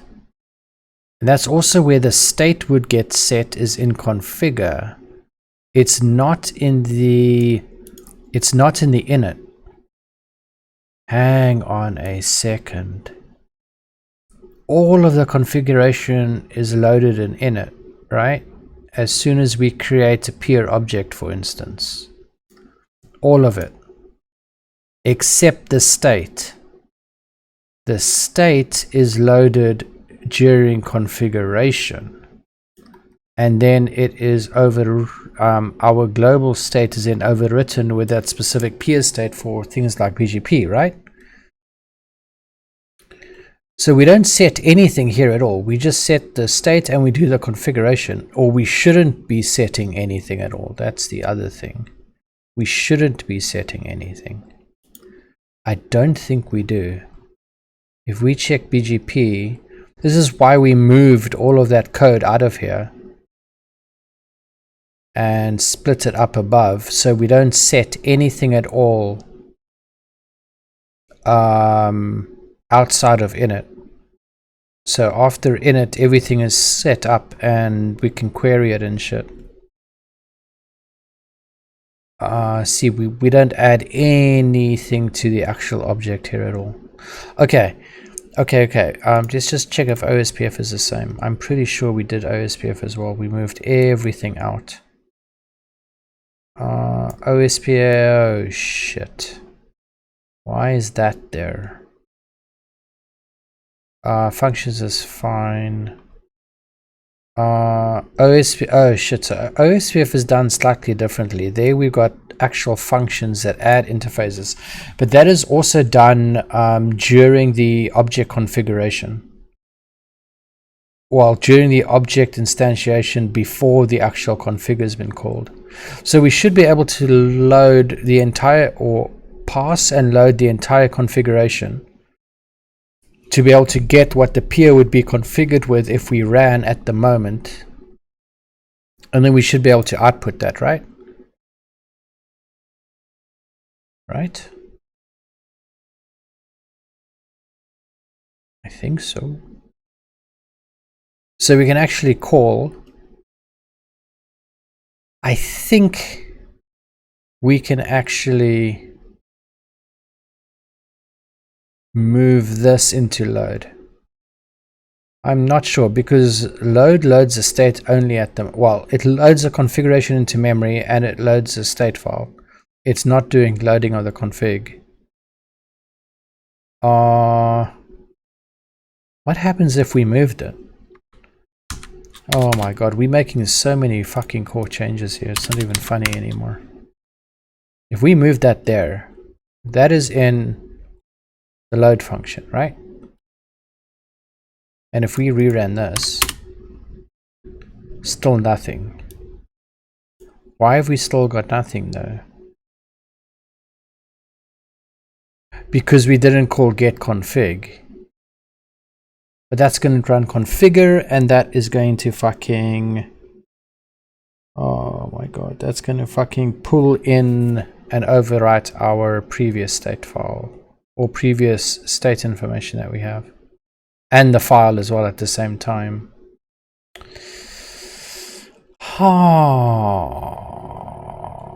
I wonder.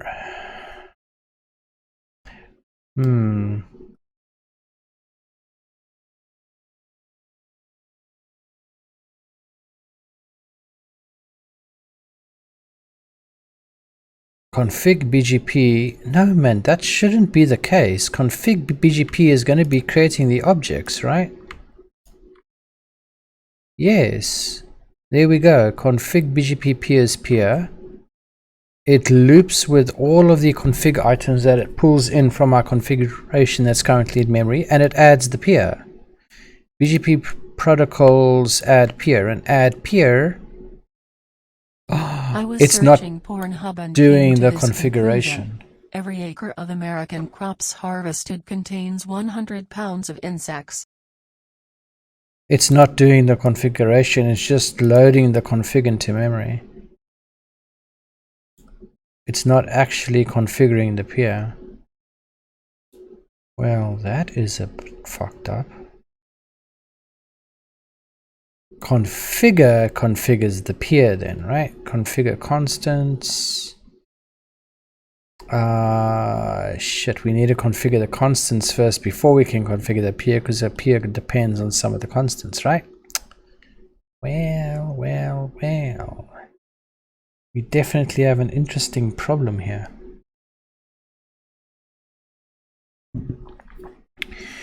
We have got a very interesting problem here. So, during the init, it loads it into memory, which is... I don't think that is right. Where does the actual peer processing come? Wait a minute. Okay, hang on. Let's just quickly check here now.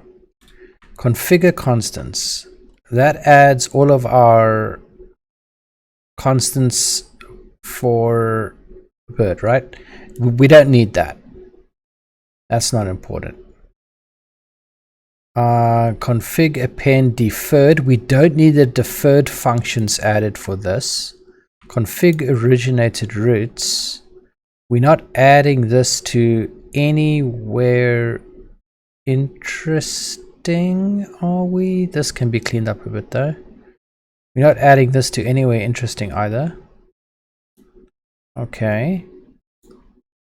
Set up BGP to master export filter. We don't need that. We don't need master import filter.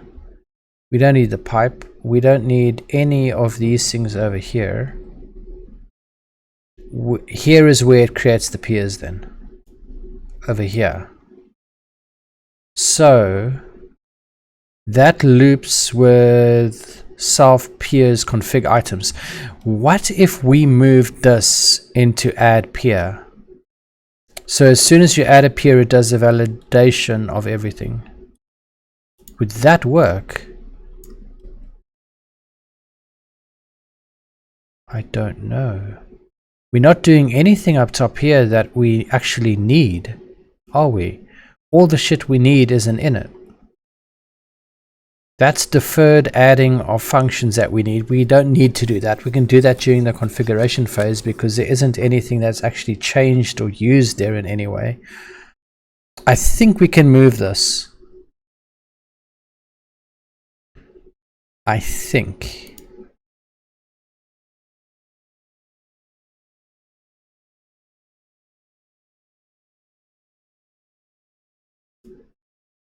We can move this over here. Oh god, RIP. RIP, every single test we have failing, right? Probably gonna fucking happen. Okay, so this is gonna initialize our peer then. So we don't need to add it to peers config anymore.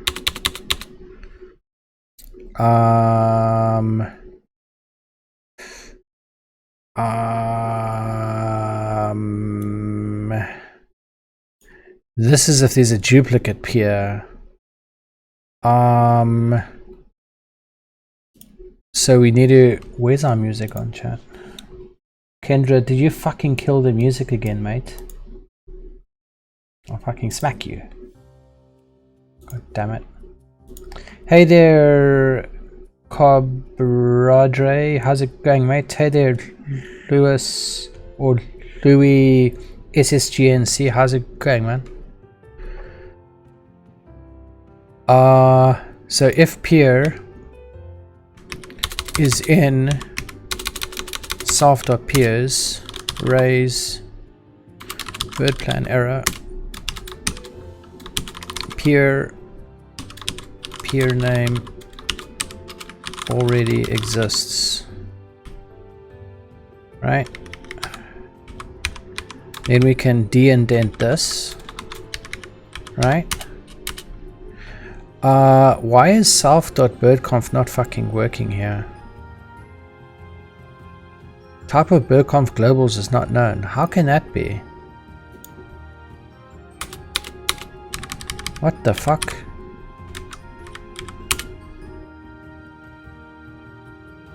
Oh, syntax error, that's why.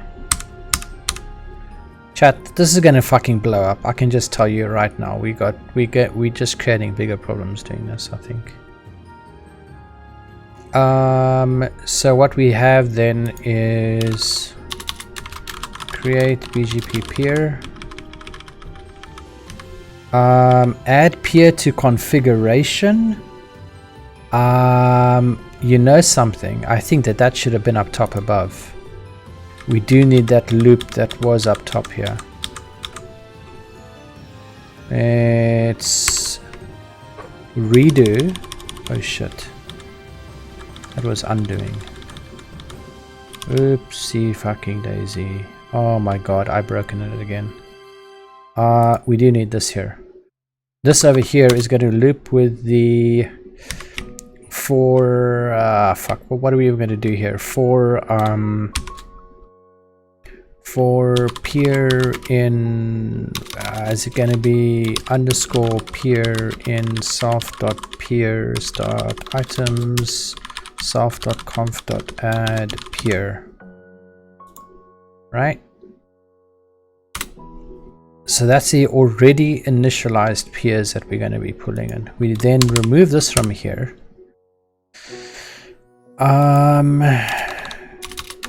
Create BGP peer object. Oh my Jesus. And that's add peer to our list of peers, to our configured peer list. So this means we then just don't need that other fucking variable that we had, self.peersconfig, right? We don't need this anymore. I'm gonna fucking break this, I can tell you right now. Peersconfig. We don't need you, mate. We're trying something different and destroying fucking everything while we at it. Okay, well, there we go. Theoretically speaking, right, all of this shit over here is being output during the configuration stage. There's nothing that is being done during the configuration stage that should change the state of the peer object, or any objects for a matter of fact. They should get a fixed state during initialization. They shouldn't be changing. Actually, that's not true, because no, that is true. Even the network requests that we do are during the init. Okay, cool. So run. Well, that worked. That actually fucking worked. We've got the overrides, we've got the current status, and we've got the pending config status if we did a configuration. What the fuck? Okay, so if we now set peer 1 to true, right? See, it's now just taking a few seconds to do anything because it's busy calculating the config. So each time we run this fucking command, it's going to take a couple of seconds. And that's with like one fucking peer. I think it's doing a network configuration request or something. Maybe what we need to do is tell it something like, don't fucking get shit from the internet, mate. We will sort that out tomorrow. But anyway, so if we now go show, right, we got overrides, current configuration, and pending config. So you can see that the override is now going to change the current PS status for graceful shutdown to true on the next run. Okay, cool. So if we then set this or remove it, right, we remove peer 1. See, we can't have that delay. That delay is too long. We do a show, no overrides, false, false, right? Now if we set p star to true, right, and we do a show. Here is an interesting fact I just found. All polar bears are left-handed.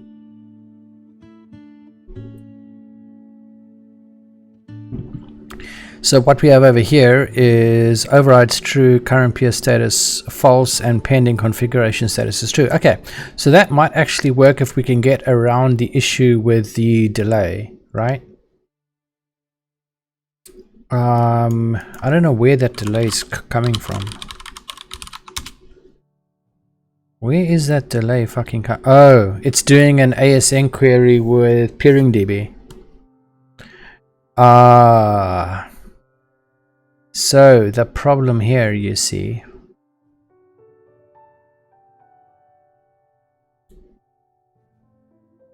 if we say use cache values,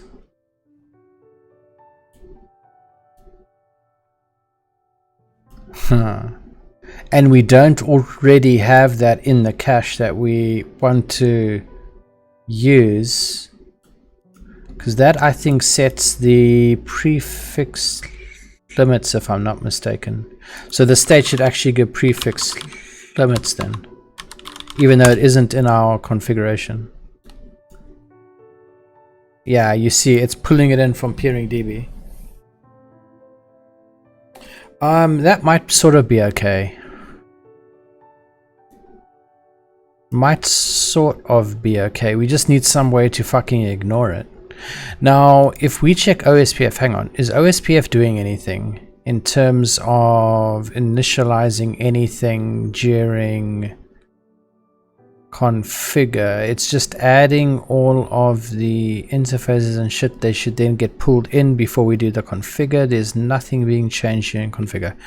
And RIP, is that the same? We've got configure. Yes, I think this is not going to change anything, is it? See, add interface, config interface. This is actually scaring me. That might be a problem. I'm seeing interface configs here. I'm not seeing instantiation of any objects or anything.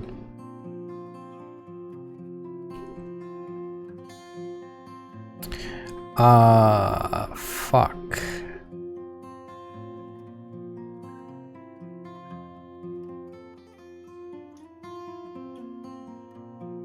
Yeah, here's the instantiation of the piping shit for redistribution. We might not even need anything from here, to be honest with you. We're probably going to need the interface configuration, so that might actually be pretty fucking important. We're going to need the interface configuration to be able to pull out what the cost and what the ECMP weight is. But that's not added as a as an object. The interfaces aren't objects, are they? Interfaces, interface name equals blank, config equals self.interface, interface name. What the fuck?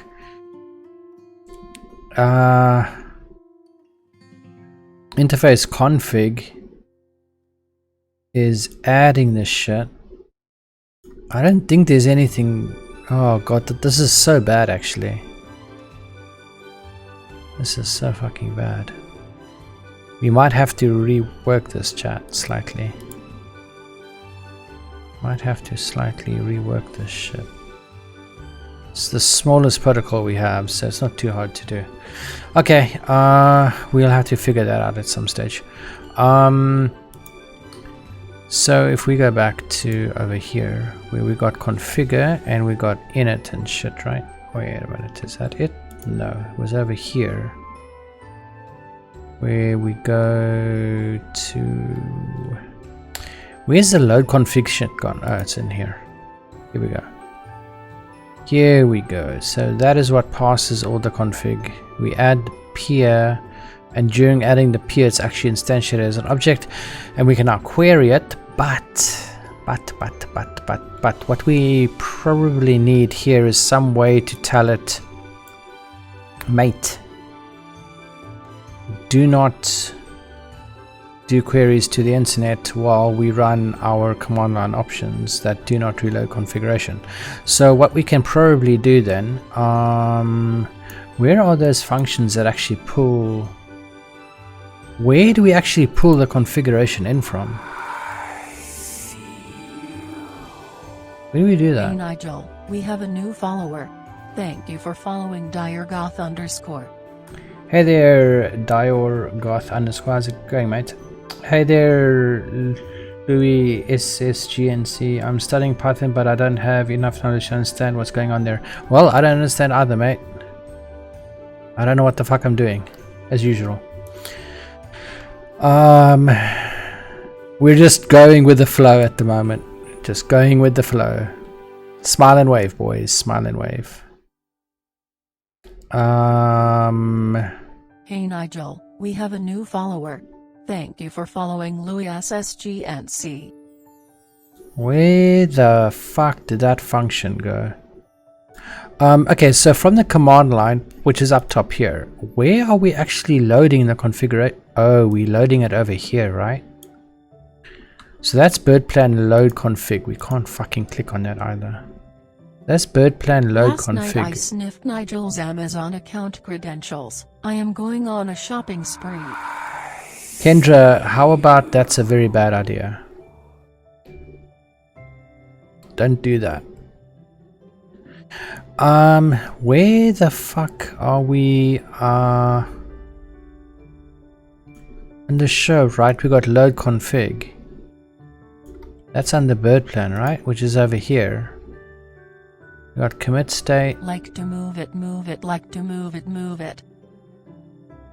Oh my god. Hey there, Manjaro dude, how's it going, mate? Where's our load config? Oh my dear Jesus. We've got too many lines of code everywhere. Why is there red everywhere? Oh, I keep telling myself that. Pylons is a little bit too strict on that. That's load. Where's load config coming from, mate? Oh, from command line, right? Okay, so it's over here. And that calls load. Well.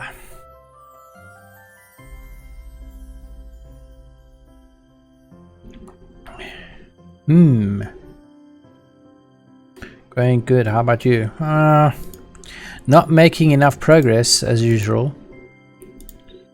You know, between clients wanting stuff to be done and wanting 20 gazillion proposals and everything. It just takes so fucking long. I mean, the other day I spent like 8 hours doing a proposal. Today I spent 4 hours sorting out like 3 clients' proposals. It's just so fucking time consuming, man. Meanwhile, I'm supposed to be doing this. This is what I'm supposed to be doing at the moment, so.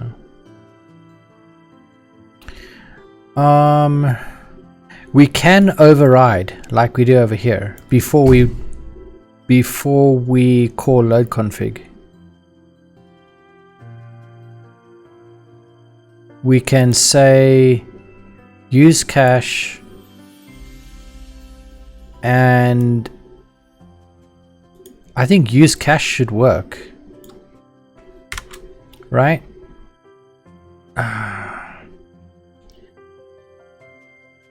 Can we even use that in here? Where the hell was that fucking... We...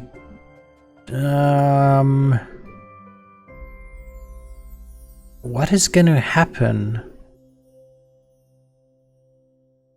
if there's no configuration for it though?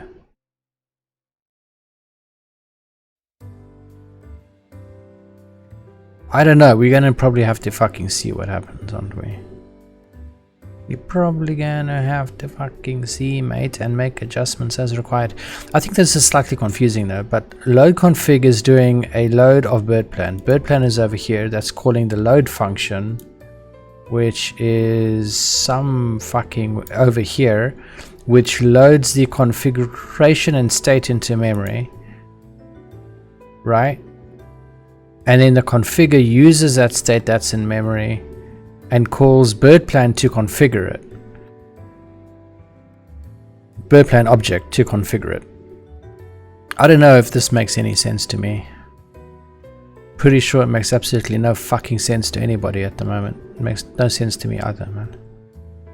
Okay, but anyway, so before we do the configuration load, where even is that done for the command line? If we call a command line option, right? Where is that done? That is done over fucking... I don't see it being done here. We got run, we got add main arguments, configure subpasses, call if exists, register the root parser and the plugins, blah blah blah blah, pass the command line arguments, set up the logging, blah blah blah blah, call command line, whatever it is. That is under run. So it must be before run. Oh god, but the problem is we can't add it to the command line arguments. There's run over there and there's BirdPlan command line. So where's it loading the configuration then? The fuck? Over here, load config. So that's called fuck knows where. Fuck knows where you're being called, mate.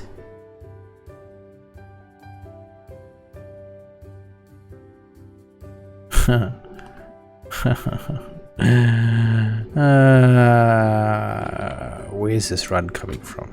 Run, add arguments, subparser, parser, blah blah blah blah blah blah. Call first. Where's it getting it from? Where's the load config actually even happening?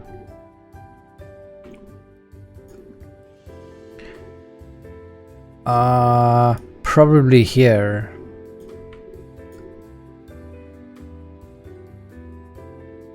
What is this doing? Yes. Is this it? Yes, that is it. Okay, where were we? How do we go back? Oh my god, there's no back button. No! Oh wait, there we go. Back. Okay, cool. Okay, and back again. Yes, okay. So it's an init. It's command line init. It loads the config. Well, that's not good. That's definitely not going to work for us.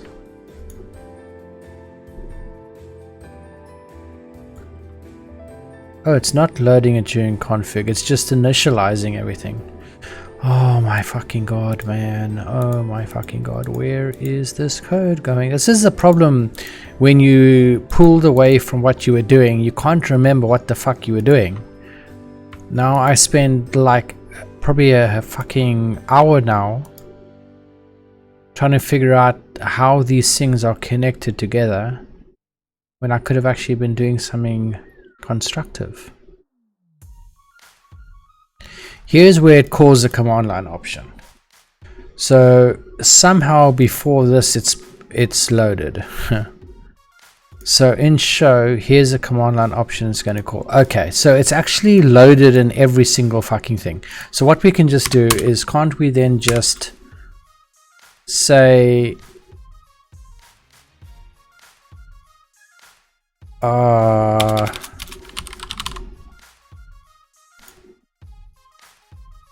disable cached? Yes, we can. Just like that. And that's instant. If we disable it. Yep, that disables it. Or that tells us to use the cached values. Okay, well,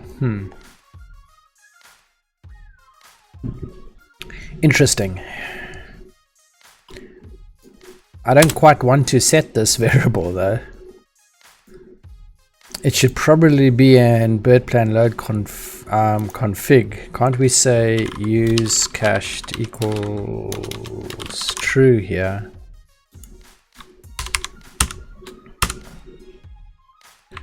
That's in CMD line load config, right? Which should be in here somewhere. Over here. Which is where it's set over here under configure as well. Ah, this might be a place where we can set that.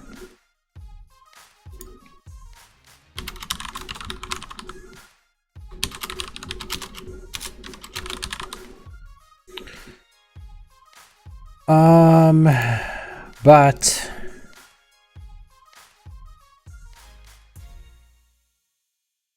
I just found something interesting. Hershey's Kisses are called that because the machine that makes them looks like it's kissing the conveyor belt. oh, where is it loaded when we do a configure then? We don't have, oh, we do have all of our command line options. Okay. So BirdPlan load config, BirdPlan configure, BirdPlan commit state. Very fucking simple and sweet that one is, it seems. Where were we? Use cached.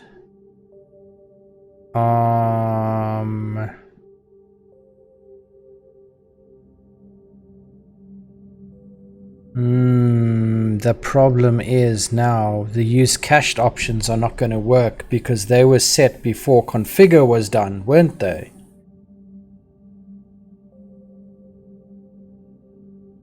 Oh shit. So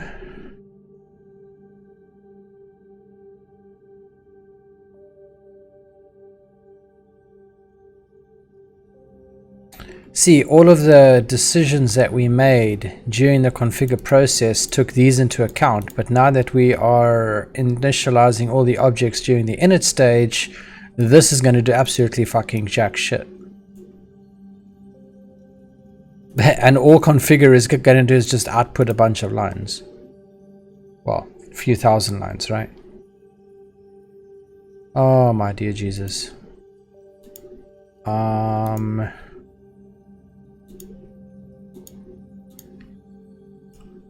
Chat, we might have to continue this tomorrow. Let me just put a fix me here. After the init stage and after object config, it needs to be moved into load config stage. We're going to have to see what we can do about this. It seems that to implement these features that we have, or that we want to have, it's going to be a little bit of a nightmare. I mean, we've spent like fucking days on this now. But we need to sort this out, man. We can maybe, I don't know, maybe move these into BirdPlan even, so we don't change properties in an object like this. We can do something like this over here. I'm not sure. We'll have to see what we can do here. We'll have to see how we can move this out. This was not the best of ideas to stick it here anyway, so we'll maybe get those into the load config, and then we can just pass, I don't know, pass it over here, because this is part of the command line where those options are actually fucking set. It should probably have been here, and we're passing options to load config instead. And then we can even add a validate command that does not do the configure option.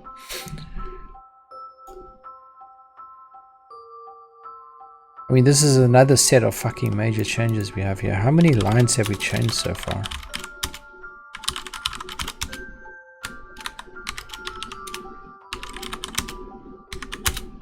Oh, is it stats first, right?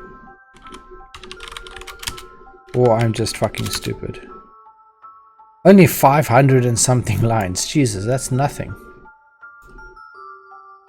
But we're touching the most core shit that we have. But I'm pretty sure it might work then if we moved the attributes being set over here into actually BirdPlan instead. Somehow.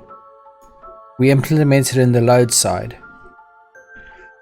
And then in our command line argument for configure, where those options are actually being set, we then pull them into the load config a method as parameters or something, and then we can do the same when we do a show.